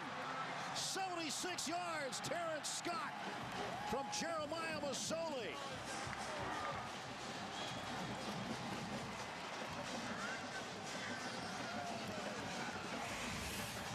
Well, here's a good one-on-one. You'll take a look. It's just a good job by Terrence Scott, fighting for the ball, using his body the right way, put himself in the position to make that catch. Tim Clark couldn't cover him, not big enough, not strong enough. Again, credit Terrence Scott with using that body to keep himself between the defender and the ball to make that grab. Scott was trying to listen for some cheers over there on the side. There's not a lot going on there. He wasn't going to get too many of those. And the extra point is good, and the lead is 20 again at 51-31 Ducks. You can't sell yourself for $1, Junior. Why not? Because as long as you live in my house, you'll live by my rules. You got it? I wish I'd never been broiled. Whopper Jr. for $1. Bringing some attitude to the BK value menu. At a time when others don't, Nissan delivers. 0% financing on many of Nissan's most popular models. Nissan delivers. Attractive lease options on our full line of vehicles. Nissan delivers. A Nissan Altima or Rogue for only $199 a month. Or a brand new Versa for under $10,000. When you need it most, Nissan delivers. The day his family died was the day Frank Castle was reborn. Somebody has to punish the corrupt. This Friday, Punisher Warzone. Clock's ticking. Rated R. In theaters Friday. I'll die before I get out this belt. I know he's ready to go for a war.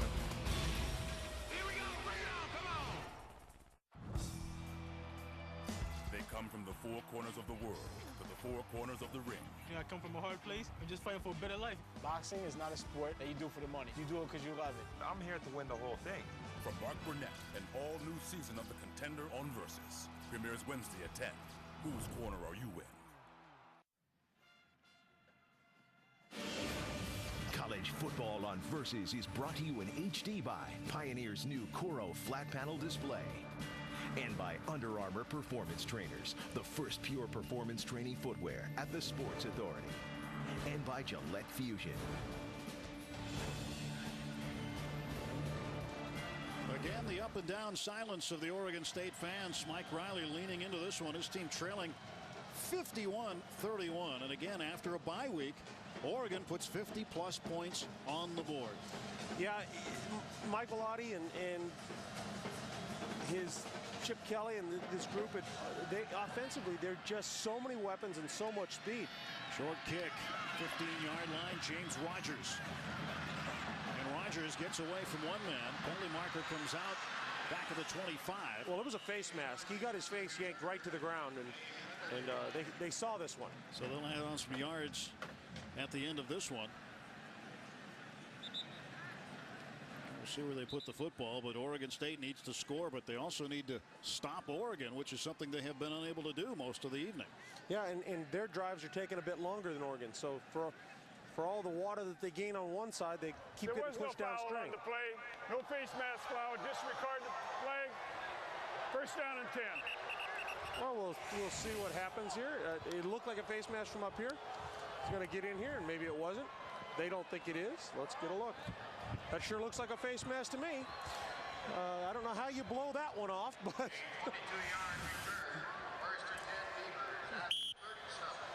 If ever there was a penalty you should be able to challenge, that might be the one. Well, either way, the ball is at the 37-yard line for Lyle Moivau and the Oregon State Beavers. Needing a quick strike here. Moivau on the run. Throws sideline, and that is a good catch. Nope. It looked as though they were going to mark it as a good catch, but Rogers did not have control as it went out of bounds. Let's take a look at the Volkswagen in-game recap. See the number of points. Look at the rushing yards, 356 to 76. You know, my math's a little fuzzy, but doesn't that add up to about 996 yards of offense so far in 3 quarters? Holy cow. I suspect we're going over $1,000 here in just a little bit. I would think so. Defensive coordinators did not show up tonight.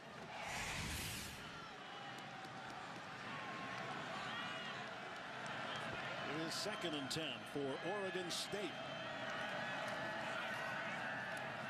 Moivau releases, and that is caught by Strotter for a first down. Up near the 50, they'll spot it at the 49-yard line. Again, for Oregon State, they win here somehow, some way to come back. They would win the Pac-10 outright due to the tiebreaker with that win they had here early in the season against USC. USC playing Notre Dame tonight, and they'll play UCLA next week. Now, if the improbable happens, if UCLA happens to somehow beat USC and Oregon hangs on here, there'd be a 3-way tie for the Pac-10 title, but Oregon State would still hold the tiebreakers. I'm glad you figured that out. Rogers figures out the corner. James Rogers is going to be brought down inside the 25 as James Rogers, a little running back, slot back from Richmond, Texas, puts Oregon State in some positive territory. 27-yard game. Number 88, the tight end, gets a great block. Look at him leading around. Watch him throw himself there at the legs. That opens up everything. Big Adam Levitri out there. Andy Levitri, excuse me, running like crazy around the corner. Andy Levitri's brother Adam was a Pac-10 football player as well. So that's why I went right to Adam. Levitri and Greg Pete on the offensive line for Oregon State. They hang out with Nick Reed, the Oregon defensive end. In the offseason, they go fishing and camping and don't talk much football. McCants fumbles the football. Oregon says they've got it. And the referee agrees. And the Ducks think they've got the football here, and we'll wait and see what Jay Stricker says. There is a flag on the play. We'll see what they tell us happened. Holding on the offense, number 66. Penalties declined. First down. So a turnover. McCants coughs it up. Well, young guy trying to get something done. Head right on the ball there. The hand grabs that ball out. Very good job. That was Walter Thurman getting his hand in there to knock that ball out. Here's another look at it. Just right on it. And then, of course, being in the right place, doing the things you're supposed to do, hustling after the ball, gets Oregon that fumble. Jerome Boyd, the outside linebacker with a fumble recovery for Oregon. But Garrett Blunt, who has been a workhorse for the Ducks in the backfield, has the carry. Anne Marie is downstairs. You know, Tim, if you look very closely at the back of these Oregon helmets, you see a very somber reminder of a freshman safety football player who passed away in the summertime in a swimming accident. They wear these helmets, these decals on their helmets every game, and in every home game, they wear his jersey. One defensive player wears number 29. It was a very sad story. And Oregon honoring the young man this season. And 2nd down and 9 facing Masoli as he just whips it out to the flat. That might be a fumble. Here's they got it back though. And that is a dangerous pass when you're that close to the line of scrimmage, throwing it laterally that way. Well, throwing it laterally, but the hard part is putting control on it, because you're running full speed and then throwing at the same level. What you're doing is you're putting a lot of that's a lot of pressure on the receiver to catch the ball and turn upfield all in one motion.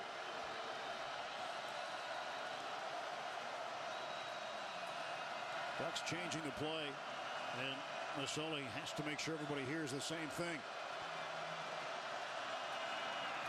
Masoli and the quarterback draw. Ball is loose. Oregon recovers at the 25-yard line, but a penalty marker's resting back at the 9. Getting a little sloppy here in the fourth quarter. Well, guys are ripping at that ball, desperation. They're all trying to get to it, get it knocked out.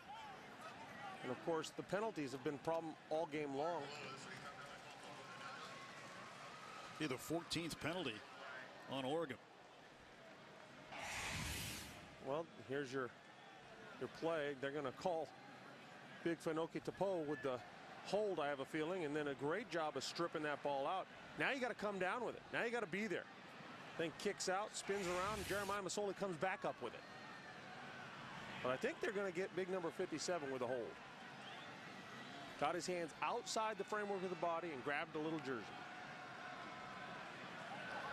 Holding. Offense, number 57. Penalties declined. Down is 4.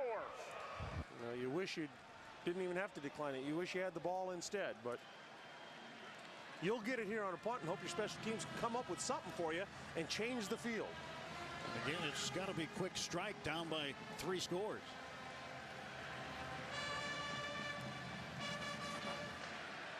Mike Riley in his second tour of duty as head coach of Oregon State left here to go coach the San Diego Chargers. Admits that he didn't feel he was fully prepared to coach in the National Football League and was very happy to get another opportunity to coach in college, especially here. Sammy Strouder from the 27-yard line looks for a hole. Strouder up the middle. Sammy Strouder cutting it to the outside.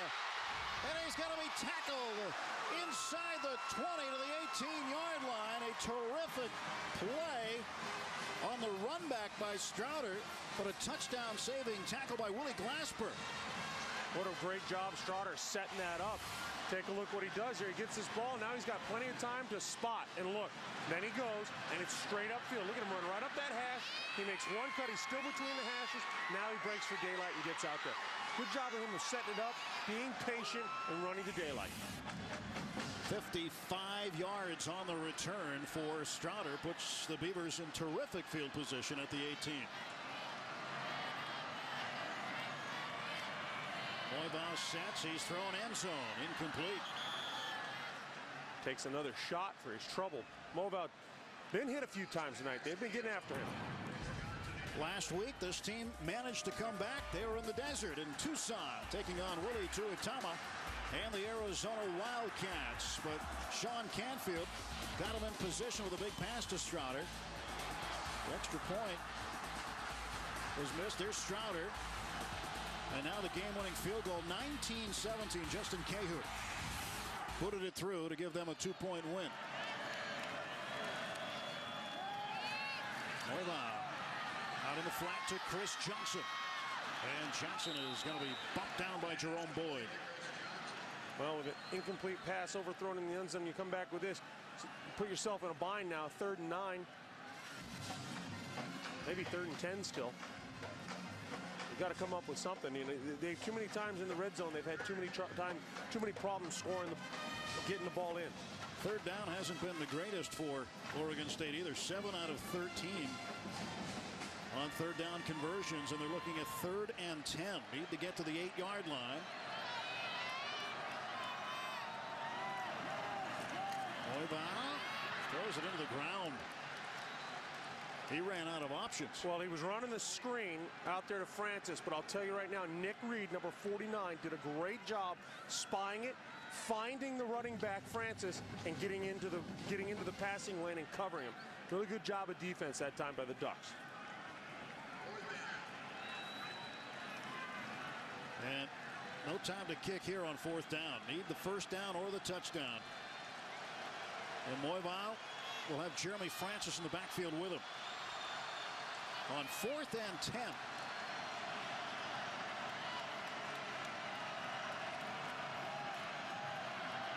Heavy pressure up the middle.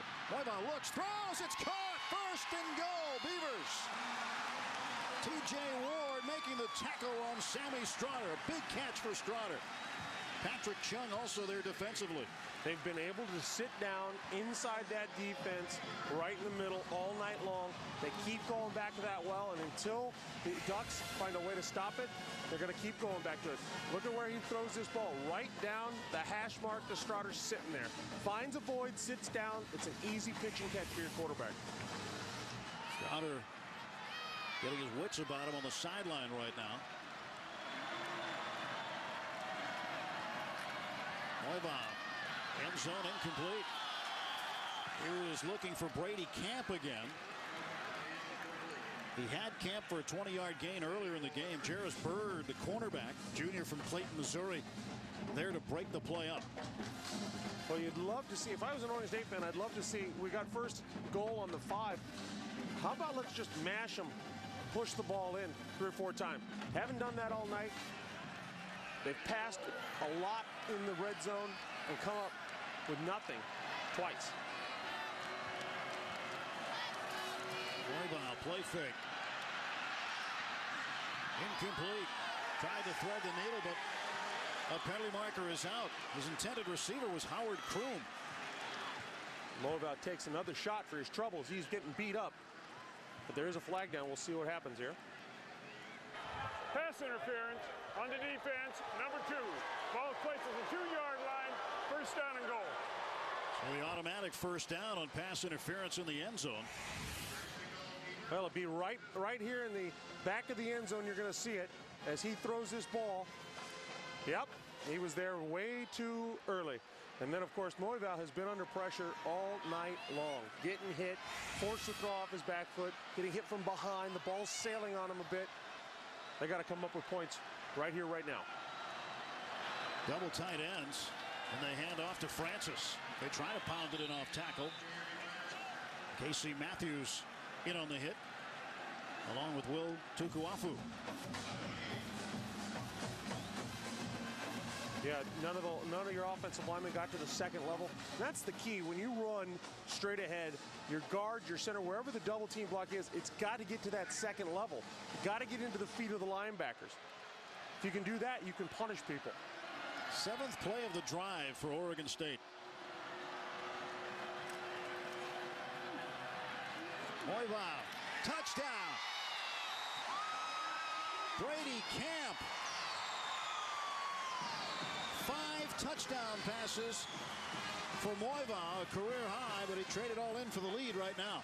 Yeah, I believe so. 8:34 left. Your defense, you've got to do something now.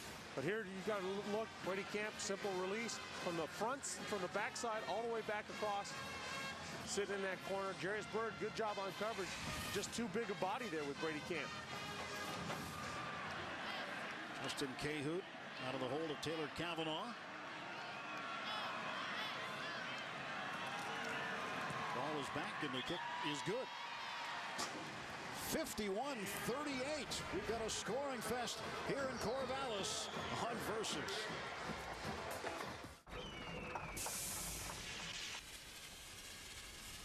Hi, I'm 10.2 miles past Route 4 and I need some help. The Help Me feature, only from TomTom. Go confidently. Nowadays, $100 doesn't go as far as it used to. But this week only, it can take you absolutely anywhere. Right now, you can get the TomTom One 125 for under $100. Hi, I'm Jesse Palmer, former pro football player, and I've got an important message about this year's season. The flu season, that is. Whether it's playing the field or gearing up for exams, the flu can really put you on the sideline. I know how important it is to be at the top of your game, so I make sure to get my flu shot every year. It's quick and easy. Make sure you stay in the game this season. Visit your campus health center for your flu shot. Attention, if you or a loved one were diagnosed with mesothelioma, you may be entitled to financial compensation.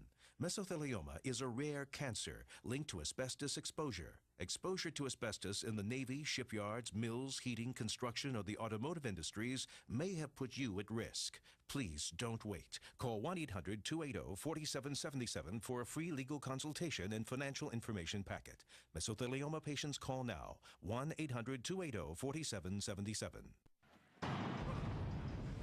1998 Beavers running back Ken Simonton's 16-yard run in the second overtime gives Oregon State a 44-41 win. 85 points in that one. And really more than that now. 51-38 here. And it doesn't show signs of letting up, Tim. 8:34 remaining in this contest, and there is still a lot on the line, and the Beaver faithful wondering if they can come back. So much build up to this game, more so than in a number of other years. From the 9-yard line. And Oregon will have decent field position across the 25. Injury report from Anne Marie. We started this game with Jaquiz Rogers out. Now his brother James Rogers joins him with a shoulder injury. The trainer tells me he is out for the rest of this game as well. Let's see where it happened. Well, here you go. It was on that long return. He gets taken down to the ground, lands right on the left shoulder with a body up on top of him. James Rogers, who had the winning touchdown in overtime last year, a 25-yard run off a fly sweep, is done for the game. LeGarrette Blount splitting the middle, and he rumbles near a first down. He'll be just a bit short at the 37.5-yard line. LeGarrette Blount now goes over 100 yards. 219 yards for Jeremiah Johnson, 103 yards for LeGarrette Blount. This running game has absolutely been rolling.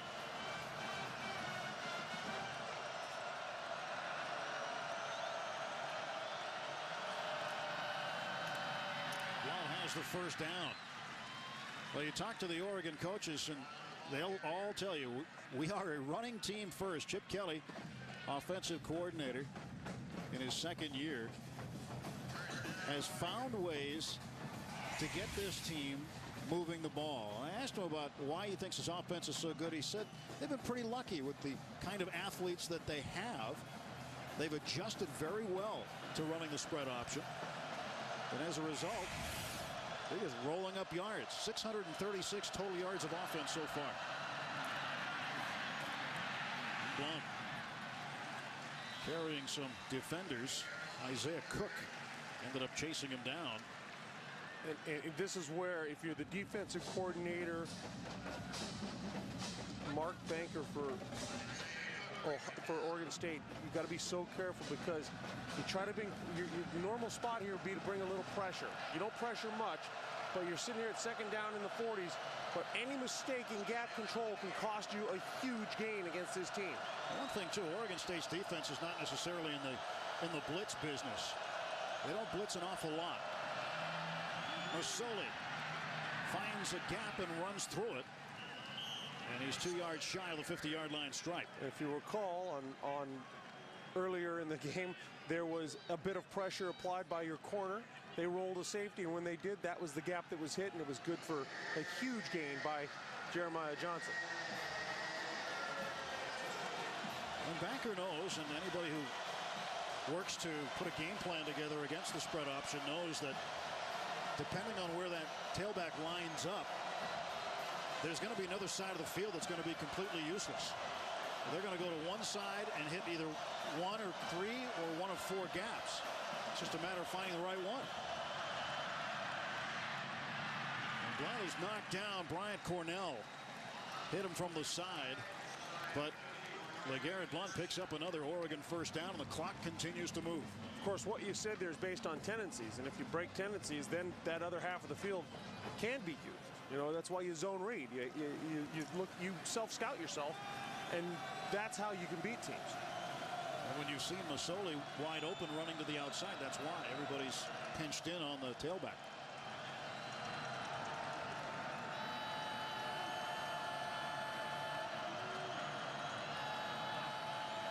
On first down, LeGarrette Blount rumbling inside the 45 down to the 44-yard line. So you get the feeling that Coach Bellotti and Chip Kelly have said, we got the ball with 8 minutes to play, and we're going to run an 8-minute offense. We're going to bring in our biggest back, and we're going to pound you at 3 or 4 yards to carry here and see if we can't eat up all the clock before this game is over.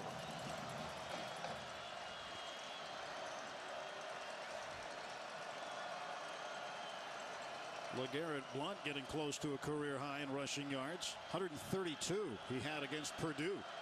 Right now at 114.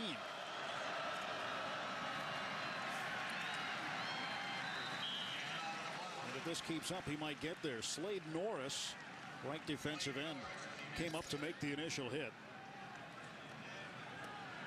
Norris has been one of the best defensive players for Oregon State over the last 8 games or so. He is 4th in career sacks in Corvallis with 16.5. Third down and 7. And here come the Beavers off the edge. Masoli runs around it. Throws downfield. He's got a man wide open. Ed Dixon. And Dixon is into the end zone. Touchdown. Well, credit Ed Dixon, credit Masoli, keeping the play alive. Masoli's trying to get to where he can get to that edge. He keeps his eyes downfield. And all Dixon does is, after he runs the scramble drill, he takes off vertically. Watch here. Watch Dixon. He's running the scramble drill. Now he realizes I got to get vertical. And Masoli, eyes down the field the entire time, finds him. Great job by Dixon, but even a better job of Masoli keeping his eyes open, not simply being content to run out of bounds and let the play end. Saw Al Afalava try to poke that ball free from behind, but Dixon just a step in front of him. And the extra point is good. So Ed Dixon dampens this party in Corvallis as the Ducks have gone in front again by 20 on Versus.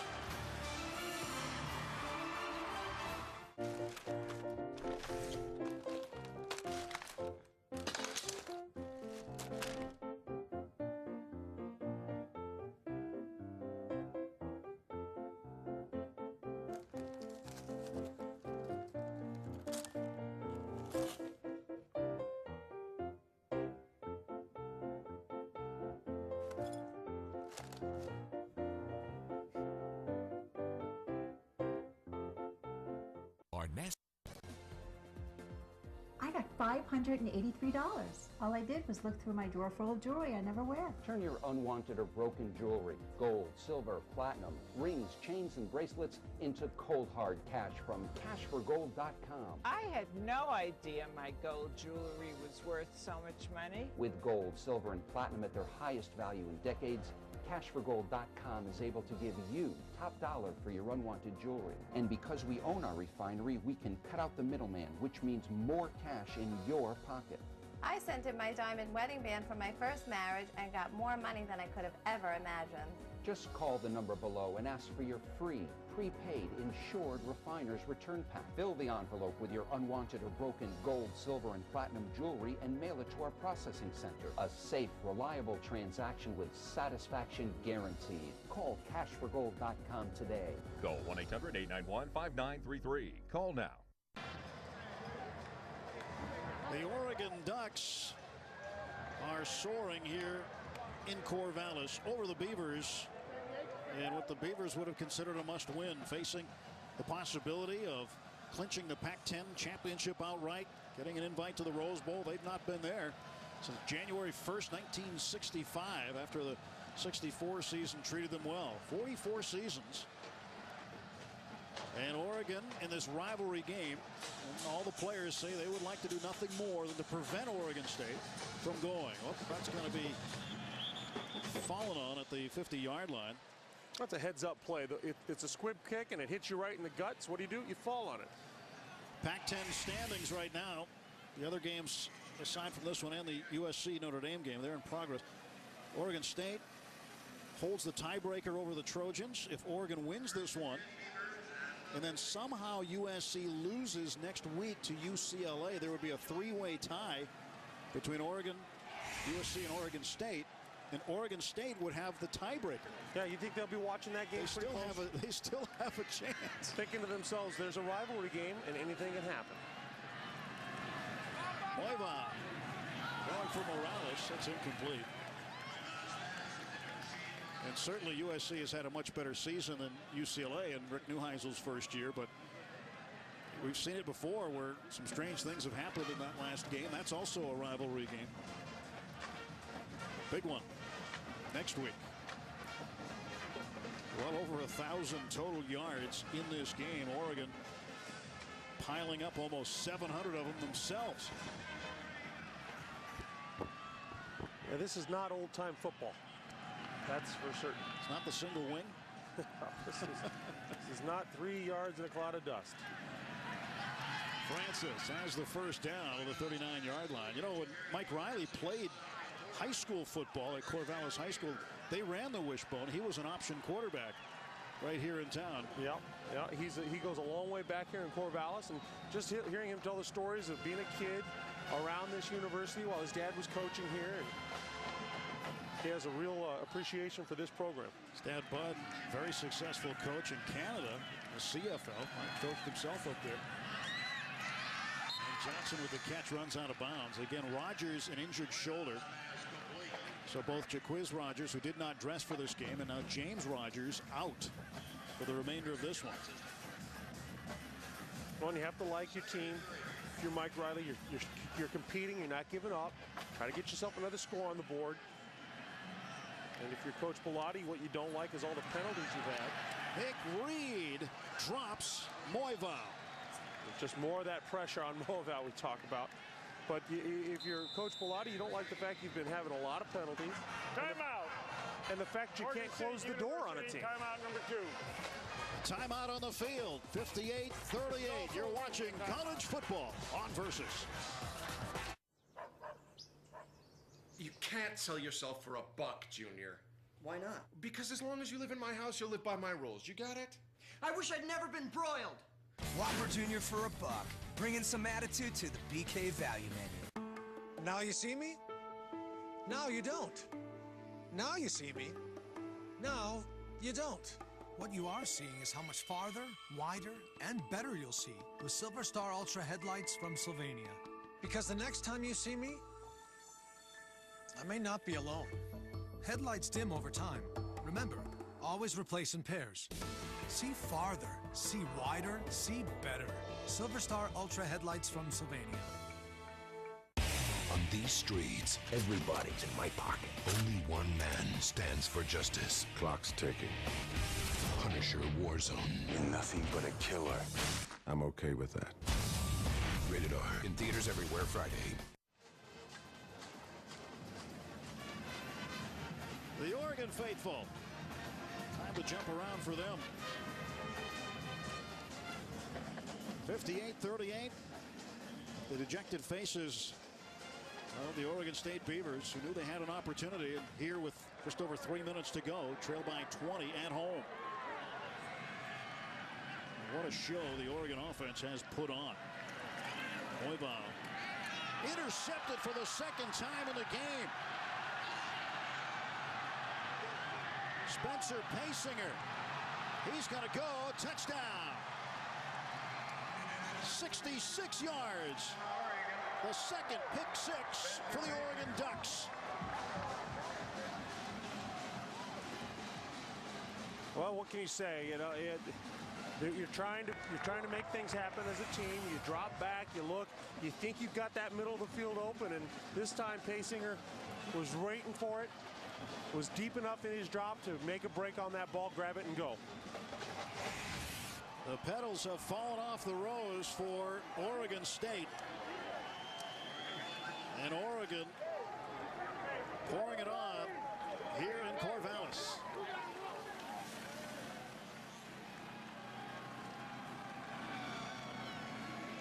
Morgan Flint puts it through. It is 65-38. And that scene says it all as far as the home team is concerned. It does appear to be a jailbreak for the exits, does it not? That 40-mile ride back to Eugene might seem like it'll only take a minute. Of course, getting out of the parking lot will take longer than the ride down to Eugene. One of the things you love about doing college football is the stadiums are right on campus. Everything's grown up around them. There is no getting out of these places early. Thurman had an interception for a touchdown in the first half. Spencer Pasinger, his second interception of the year. And he brings that one back. Well, one thing, and you know, looking at, and you take a look at this, the new school record, 697 total yards. Again, you might expect it, and no disrespect to Utah State, but a non-conference opponent early in the season, you might expect that there. But in your rivalry game, the one you circle when your schedule comes out, and the one that meant going to the Rose Bowl or not, all of those things, unexpected to be sure. But I will say this, you know, when we shown some pictures of guys with their heads down on the sidelines, they don't need their heads down. They got their helmet on, they came out and they put their hat in the ring. It's for the fans to hang their heads, not the players.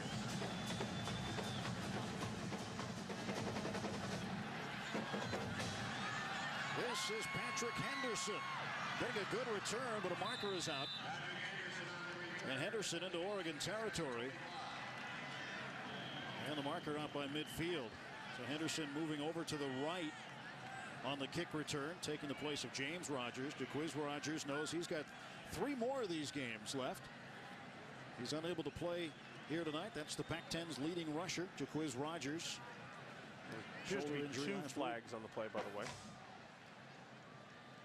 You know, the Rogers brothers coming into this game accounted for 56% of the yards. And, well, the Ducks making an appetite out of the Rose.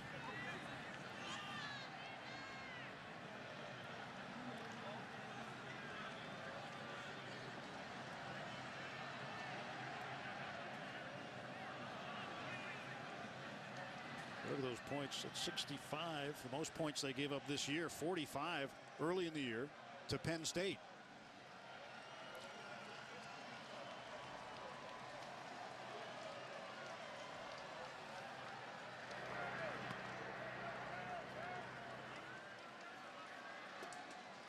Plenty to celebrate for Oregon.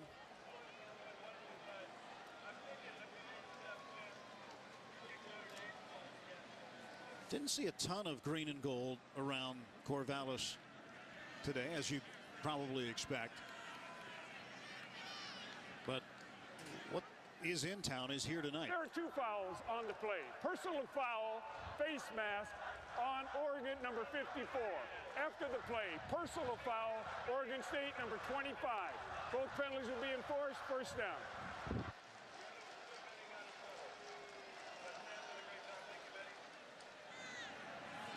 If you have 2 15-yard penalties, how do you enforce them both? That's for the guys in the stripes to figure out. We talked about the school record for yardage gained by Oregon, but how about that? 65. Most allowed ever. The old record was 63 points allowed. They've been playing this game since 1894. They've had a lot of football games at Oregon State. Never before have they allowed 65 against them.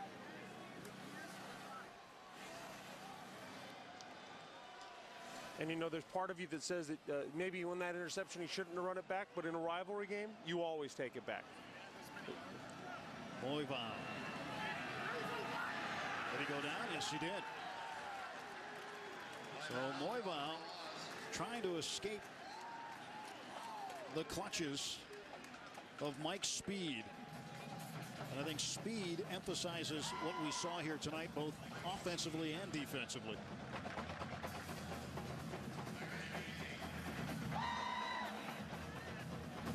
Moival down the middle. open. Strouder. Sammy Strouder. And he gets a hand from the crowd. He's had a phenomenal career here for the Beavers and well-deserved hand from the crowd. He's a guy that, you know, he's made so many plays for this team over the years, excuse me. And he's been a guy on returns and the big play last week against Arizona to get them in position to kick the field goal to win it. Sad to see him go out this way in his final game. Morales hit at the 30. And all Oregon State can do is try to move the ball downfield. It's a first down. Chains will move. Clock runs under 2 minutes.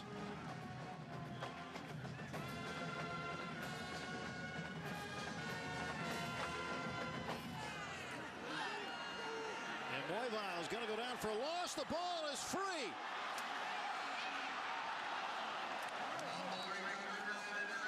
And Oregon has the football back. You know what? Blindside rush, gets hit, drops that ball, it's picked up. I'm going to point out one guy who did something pretty special there, the center. Alex Linenkohl doesn't give up on the play, hustles and makes a tackle to save a score. Doesn't give up. Anybody can walk off the field at that point and say, I've done my job. Instead, what's he trying to do? He hustles. Both the guy, everybody's hustling, trying to make a play. That's the big guys you see out there. That's offensive linemen doing their best. Brandon Bear, his first fumble recovery. And now, Justin Roper is in at quarterback for Oregon. Sophomore from Beaufort, Georgia. Getting a chance to get some snaps at the end of this game. One that has gotten away from the home team. The Beavers with an opportunity to win the conference. They'll have to hope UCLA can pull off a miracle against USC, but USC has to feel pretty good about their chances of winning the Pac-10 title. Yeah, they just got to take care of business against UCLA, and they'll get their chance at the granddaddy of them all. Now, of course, USC very happy to get to that Rose Bowl. If they hadn't, they would have more than likely been the top at-large team taken. Yes. When the BCS standings would come out as a final. And which would have meant more money to everybody within the conference. To another bowl, you'd had 2 teams in the BCS. Yes. So you double the $17 million payout, and instead you'll have one team going. And there's also a team in Columbus, Ohio that's a little excited because they may move up. The Ohio State Buckeyes could move up and be that at-large team. So the clock's going to continue to wind, and Mike Bellotti gets a shower. I wish they'd find a new routine. Am I the only one that, I mean, it's great. It's a very, he deserves it. It's a great job by them. I mean, how excited are you for a rivalry game to come in this big and play the way you did? Your team shows up, overcomes penalties, overcomes the home field crowd, and just continues to impress with speed and power. Outstanding efforts tonight, nearly 700 yards in offense for the Oregon Ducks as they come to Corvallis, and Mike Bellotti's team knocks off the Beavers of Oregon State 65-38. Let's go back to the studios, and Ted and Roland, College Football Central on Versus. All right, Tim, welcome back to College Football Central. Sports Soup is coming up in just a few moments, so keep it right here on Versus. And an absolutely astonishing night in Corvallis. No one could have predicted that kind of offense, that kind of blowout by the Oregon Ducks, 700 yards to win it. Here's another blowout in a traditional rivalry game that has been so one-sided.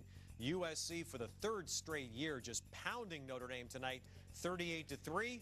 And unless USC stumbles in their rivalry game next week against UCLA, it looks like they'll be the Rose Bowl team. It seems that way. The highest scoring Civil War game in the history, 103 points, over 1,000 yards. This game was amazing, and USC is in the driver's seat. USC's in the driver's seat, still hoping to sneak into a BCS game. Oklahoma State are in a tight game. They still have a quarter to play there, so no answers out of the Big 12 South. We'll be coming back. Don't forget Sports Soup coming up in a moment on Versus. We'll wrap up our college football season coming up at College Football Central on Versus. Ready for this? Let's do it.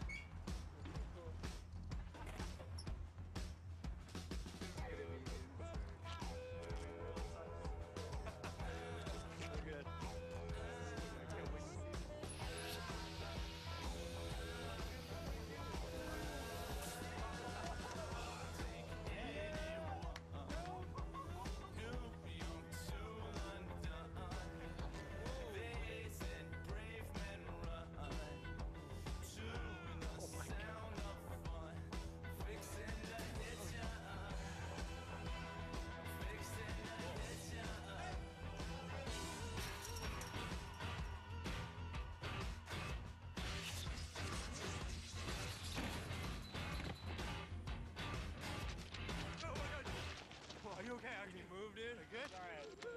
That was awesome.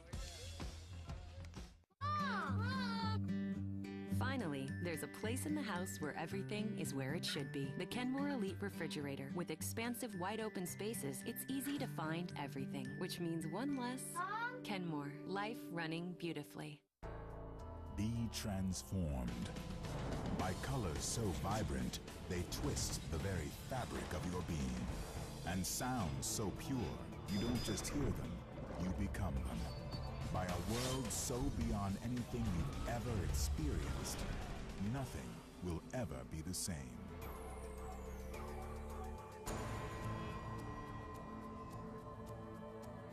The new Kuro, now blacker than ever.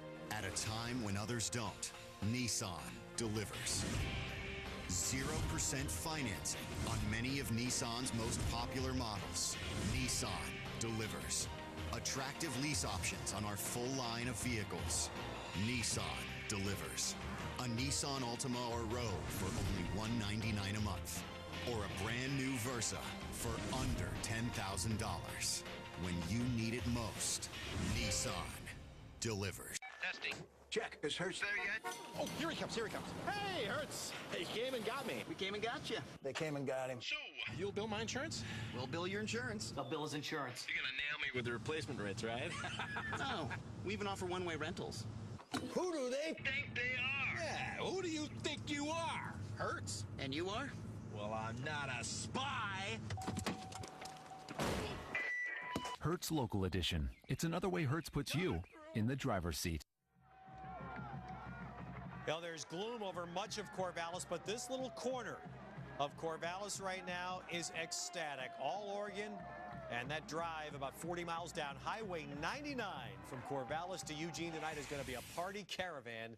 And that's one of the great things about a rivalry game. There's the extremes of emotions on both sides, and for the Oregon fans, pure joy. And did you notice the jerseys, the white jerseys? Okay, Oregon's known for cracking out new fashion, and I thought this white one, I liked that. It was the white on white with the white, you know, pretty cool. I'll tell you something, this game tonight makes Boise State feel pretty good. They're one of the teams that beat beat Oregon, rather, and they beat them in Eugene this year. All right, how is the BCS Top 8 faring tonight? Here's what's going on. Oklahoma has just scored a touchdown to extend its lead to 11 over Oklahoma State. If that holds up, tomorrow's BCS standings will determine the other Big 12 championship participant, USC, doing everything they can to try to wedge their way in. Utah, of course, with their unbeaten season in. Well, one more argument for the playoff system. Okay, Florida, Alabama are going to be playing each other next week, and that game is almost like a mini national championship game. I think that the only way you can find out who the true champion is in college football is to have a playoff system. President-elect Obama, you've mentioned it many times. I'm going to keep mentioning it too. We need playoffs. One of the interesting things to read this week is that some of the conferences have actually admitted they're going to reconsider their conference championship games, which are simply money grabs, but are actually hurting, in the cases of the SEC and the Big 12, hurting some of their own teams' chances of playing in the national championship. That's exactly right. Playoffs. All right. Playoffs. Hey, Ro, I got to say one thing. You didn't wear your rings tonight, so I can do that. Hey, it's been a blast this year. I enjoyed it, and I enjoyed all the great games we've had here on Versus. It's been great. And we have had a wonderful 15-week run here of games involving the Ivy League, the Mountain West, the Pac-10, and the Big 12 and all of its wild offense. We've enjoyed it here at College Football Central all season long on Versus. And right now, as we farewell and send you to Sports Soup, we'd like to take a moment to thank all of the men and women, both here in Versus Central and on our road, who have made our college football presentations something special. Thanks so much for joining us all year, and enjoy your bowl games.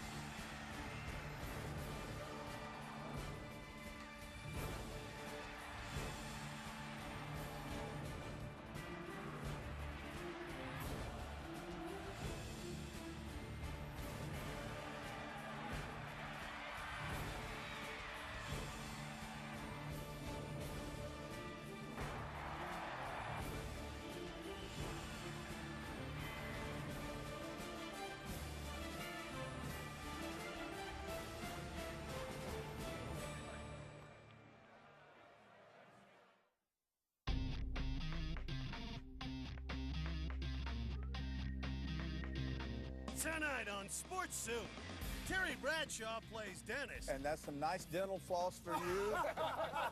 Snoop Dogg plays accountant. Get the money. A heavyweight plays the field. You're all man, look at this. And Carmelo plays DJ. Do you have Barry Manilow on your iPod? Well. Plus, spaced out fans, sideline slams, and a skater does something dumb. Twice. Happy Thanksgiving, stuff it! Sports Soup is served.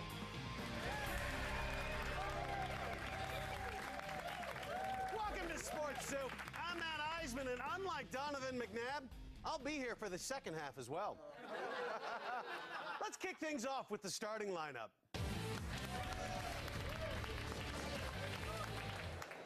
In college basketball news, over on ESPN's College Game Day, President-elect Barack Obama did an interview in which he talked about playing against UNC's Tyler Hansborough in a pickup game.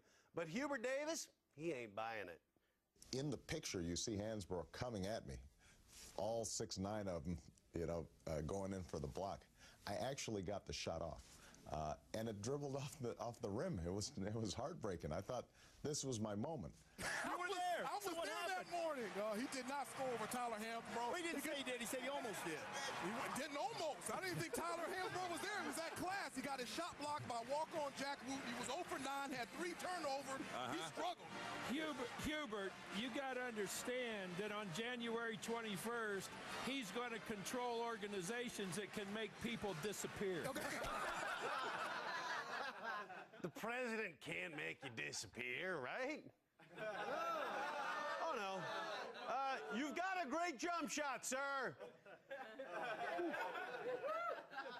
In college football news, the new BCS rankings are out, and Alabama is still on top. Tide coach Nick Saban was thrilled about his team remaining at #1 despite their bye week. Check out the upbeat Saban after their last win against Mississippi State. And let's go down to Tracy with Nick Saban and John Parker Wilson. We gave up some big plays, and offensively, when we had opportunities, we made turnovers, and they capitalized on it. We didn't play well defensively in the second half. We just got to keep working on it. Sometimes you got to learn lessons when you win. We have to learn how to play better in the second half, especially when things don't go well early, and that's something we got to get fixed. Thanks a lot, Coach. Saban always wears his emotions on his sleeves. Here's Nick winning the lottery, welcoming the birth of his first grandson, and finding out he lives next to the girls next door. In his defense, those girls are loud. Every year, the University of California and Stanford play the rivalry game for the coveted Stanford Axe. This year, Cal came out on top, a fact Stanford coach Jim Harbaugh was made well aware of during his press conference. The things that we were shooting ourselves in the foot, we had the touchdown on the goal line, slipped. Reporters are getting so rude. Your head's too big, Eisman, and we got the axe! See what I mean? Not that big. Let's check in with the ones who do all the talking. It's time to cover the coverage.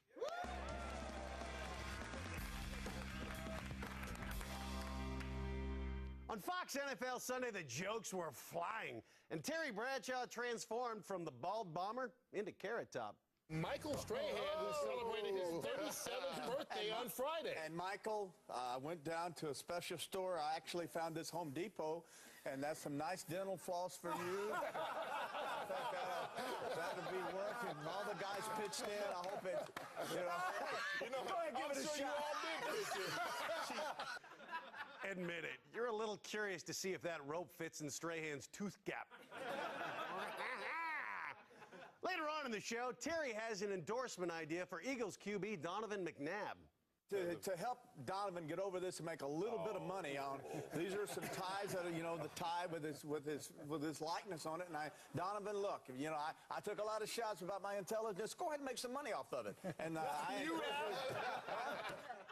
if the McNabb tie catches on, expect to soon be seeing the Mike Singletary thong, the Brett Favre flip-flop, and the Pac-Man Jones excuse maker. I was wasn't drinking. I accidentally funneled some mouthwash. Glug, glug. But Terry wasn't the only one in a comedic mood. Get a load of Kurt Menefee. You know, guys, if they say, like, Ty is like a sister kisser, this must be like kissing Amy Winehouse. This was awful if you're a Philadelphia fan.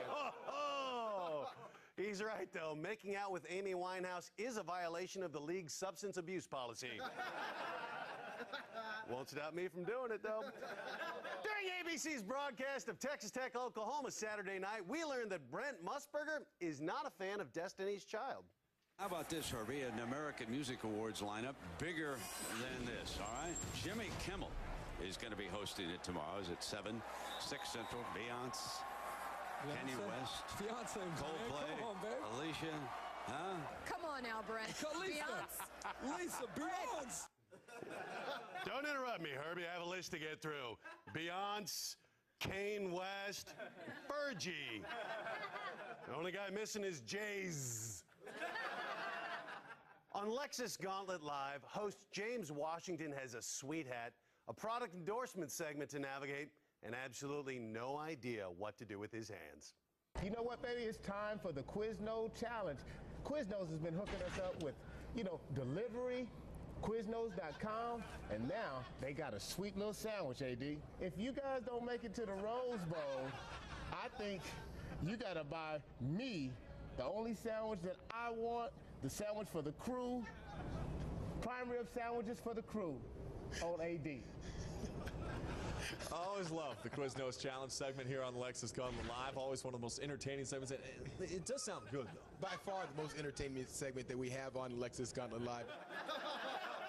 They weren't lying. That is the most entertaining segment on that show. After the commercial, they spent 15 minutes on Division III competitive chess. On last Wednesday's Around the Horn on ESPN, columnist J.A. Adande pulled some strings. See if you can spot the very special guest he got for Dog Lovers Day. How do you think LeBron is handling this situation, J.A.? He's fine. He's not tipping his hand yet. Look, he's got a couple years before he has to make his decision. Maybe the Cleveland Cavaliers put themselves in position to win a championship, and his decision gets real easy because he can make the most money by staying in Cleveland. True. And if he's got a shot to win a championship, then it's all good. I don't want to say what Snoop had in his system, but he spent the next segment licking J.A.'s head. On Sunday nights, Fred Rogan hosts an interactive sports trivia show called The Challenge. This week, it seemed the challenge was to find anyone who knew anything about sports in the city of Los Angeles. We're going to give you the name of an NBA head coach. You tell us his team. Got it? Yeah, sure. Mike Dunleavy. Mike Dunleavy, Detroit Pistons. Okay, well done. Well done, Ed. Well done. Mike Dunleavy, of course, the coach of a team you may not have heard of, the LA Clippers. How many runs are scored on a grand slam in baseball? 3, 4, or 5? 5. Barry? 5. No, 10. A grand slam in baseball, you get 4. A grand slam. Oh, yeah, 4, yeah. Okay, but you see, the problem is you've already missed, so the game is over. Dude is wearing a Seahawks jersey. Of course he knows nothing about sports. We're just getting started. We got more Sports Soup coming up right here on Versus. Coming up on Sports Soup, the pre-fight interview of death. What are you going to bring to this round? Fight. And Charles Barkley, master of the metaphor. Started out as Halle Berry, ended up as Roseanne Barr. Plus, a 5-star clip to be thankful for. When Sports Soup continues. This Versus program is brought to you by Corona and Corona Light, official sponsors of the Timeout. Relax responsibly.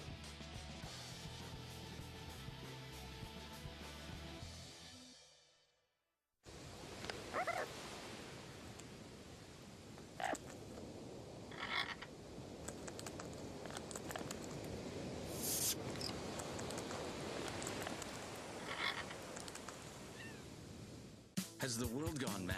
Jeans that cost $100, $75, $50. Jeans should fit comfortably and look good. New Lee Relaxed Fit are the best fitting, most comfortable jeans, guaranteed. Relaxed price, relaxed fit. Lee, get what fits. I inhabit the nightmares of Italian loafers. I've trodden my own path. I have stepped in bull, but never talked it. I have been rehealed, resold, never replaced. I have spent more time on dirt than cement. You're out here for a reason. So are we. This holiday season, find gifts everyone will love at your local Tractor Supply store or TractorSupply.com. Tractor Supply Company. The stuff you need out here. Hi, I'm 10.2 miles past Route 4 and I need some help. The Help Me feature, only from TomTom. Go confidently. Nowadays, $100 doesn't go as far as it used to. But this week only, it can take you absolutely anywhere. Right now, you can get the TomTom One 125 for under $100. In 6 days, this deal is going down. The battle between good and evil begins. Somebody has to punish the corrupt. Raise your armies! Punisher Warzone. Clock's ticking. Rated R. In theaters Friday.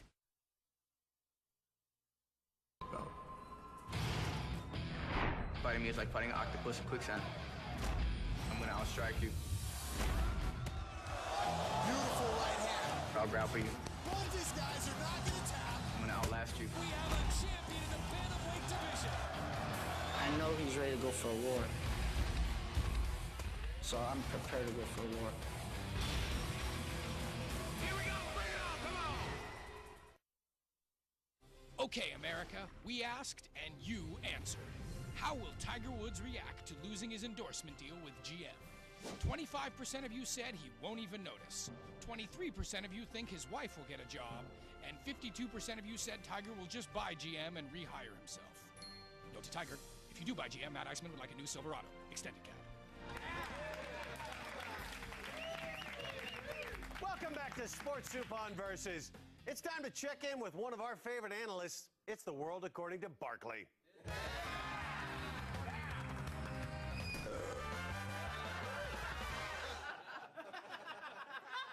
Smelled that one. Last week, TNT featured what on paper seemed like a promising doubleheader.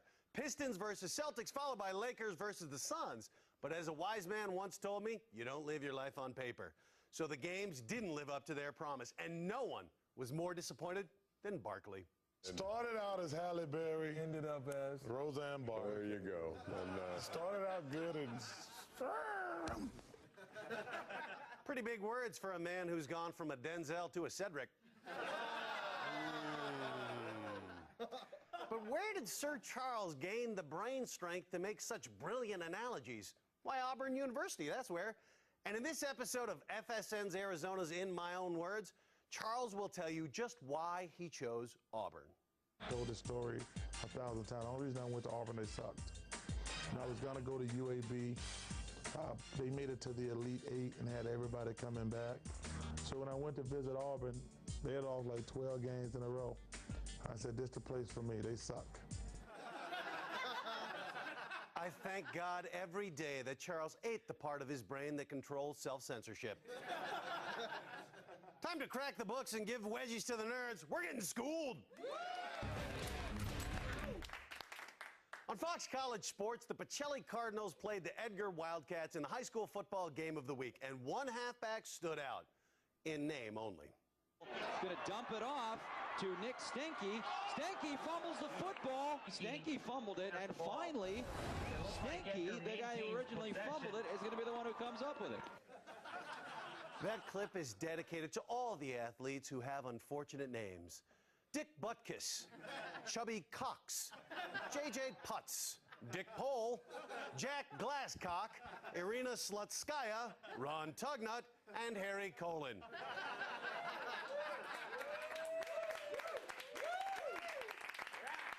During last week's Miami-Georgia Tech game on ESPN, one fan had a lot of spirit. Maybe a little too much. So close to making the cut, the space shuttle launch, but just missed out. It's because he wouldn't stop dancing once he got inside. You know, you're floating around in there, you need your space, and this guy... It's just a lot of time in the simulator. Houston, we have a moron. Stay where you are. We've got more Sports Soup coming up after the break, right here on Versus. Coming up on Sports Soup, this guy is ready for his close-up. But this guy, not so much. Tackle was spit. Whatever. Plus, a 5-star clip with all the fixes. when Sports Soup continues. Hi, welcome to Sign the Drive. So we could lease the Jetta or the EOS for nothing down? With just a signature. How do we decide? Our new computer can match your signature to the Volkswagen that's right for you. Swollen loops indicate a nurturing personality and an appetite for two. Perfect match? Rutan. I thought I felt nauseous. Oh my, more Rutan babies. Sign then Drive is back. We select 2009 models for 0 down, 0 due at signing, and no first month's payment. It's what the people want.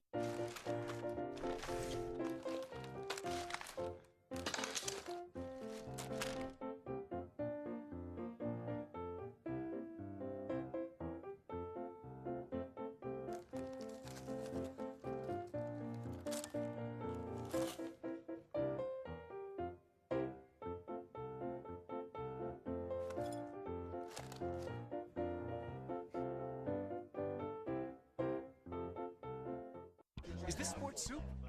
Who's asking? Your newest sport. Matt, no. We already let Shuttlecock in. Hey! Sports Soup on Versus, Tuesdays and Thursdays at 10.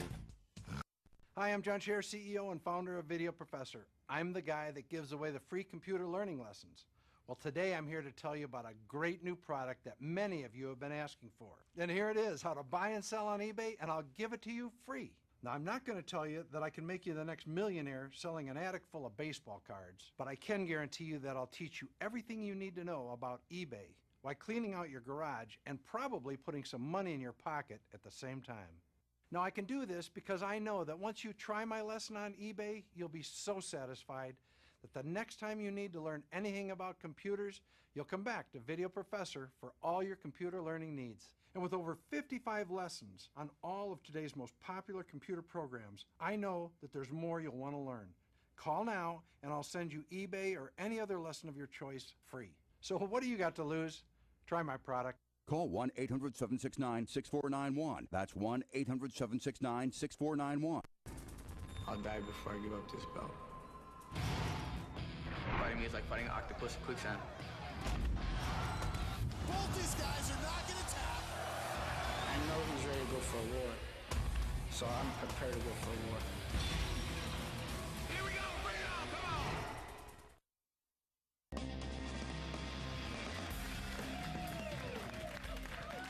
on. Welcome back to Sports Soup on Versus. Hockey players aren't known for holding in their emotions. When they're mad, they're mad. When they're happy, they're happy. And when they're acting, they shouldn't be. Take a look at this local commercial for a BMW dealership starring Maxime Talbot of the Pittsburgh Penguins. Hi, I'm here to pick up my BMW from service. Sure, Mr. Talbot. Just call me Max or Superstar. Okay, Max. Let me show you what we did. We changed your oil. Yeah? Installed all new brakes. Wow. Ça quand on va souper? Whatever. Hey, Alex, Superstar treatment again for me. Keanu? Competitive eating became a sport when it landed on ESPN. It became entertaining when it landed on Deal or No Deal. Next up, stuffing.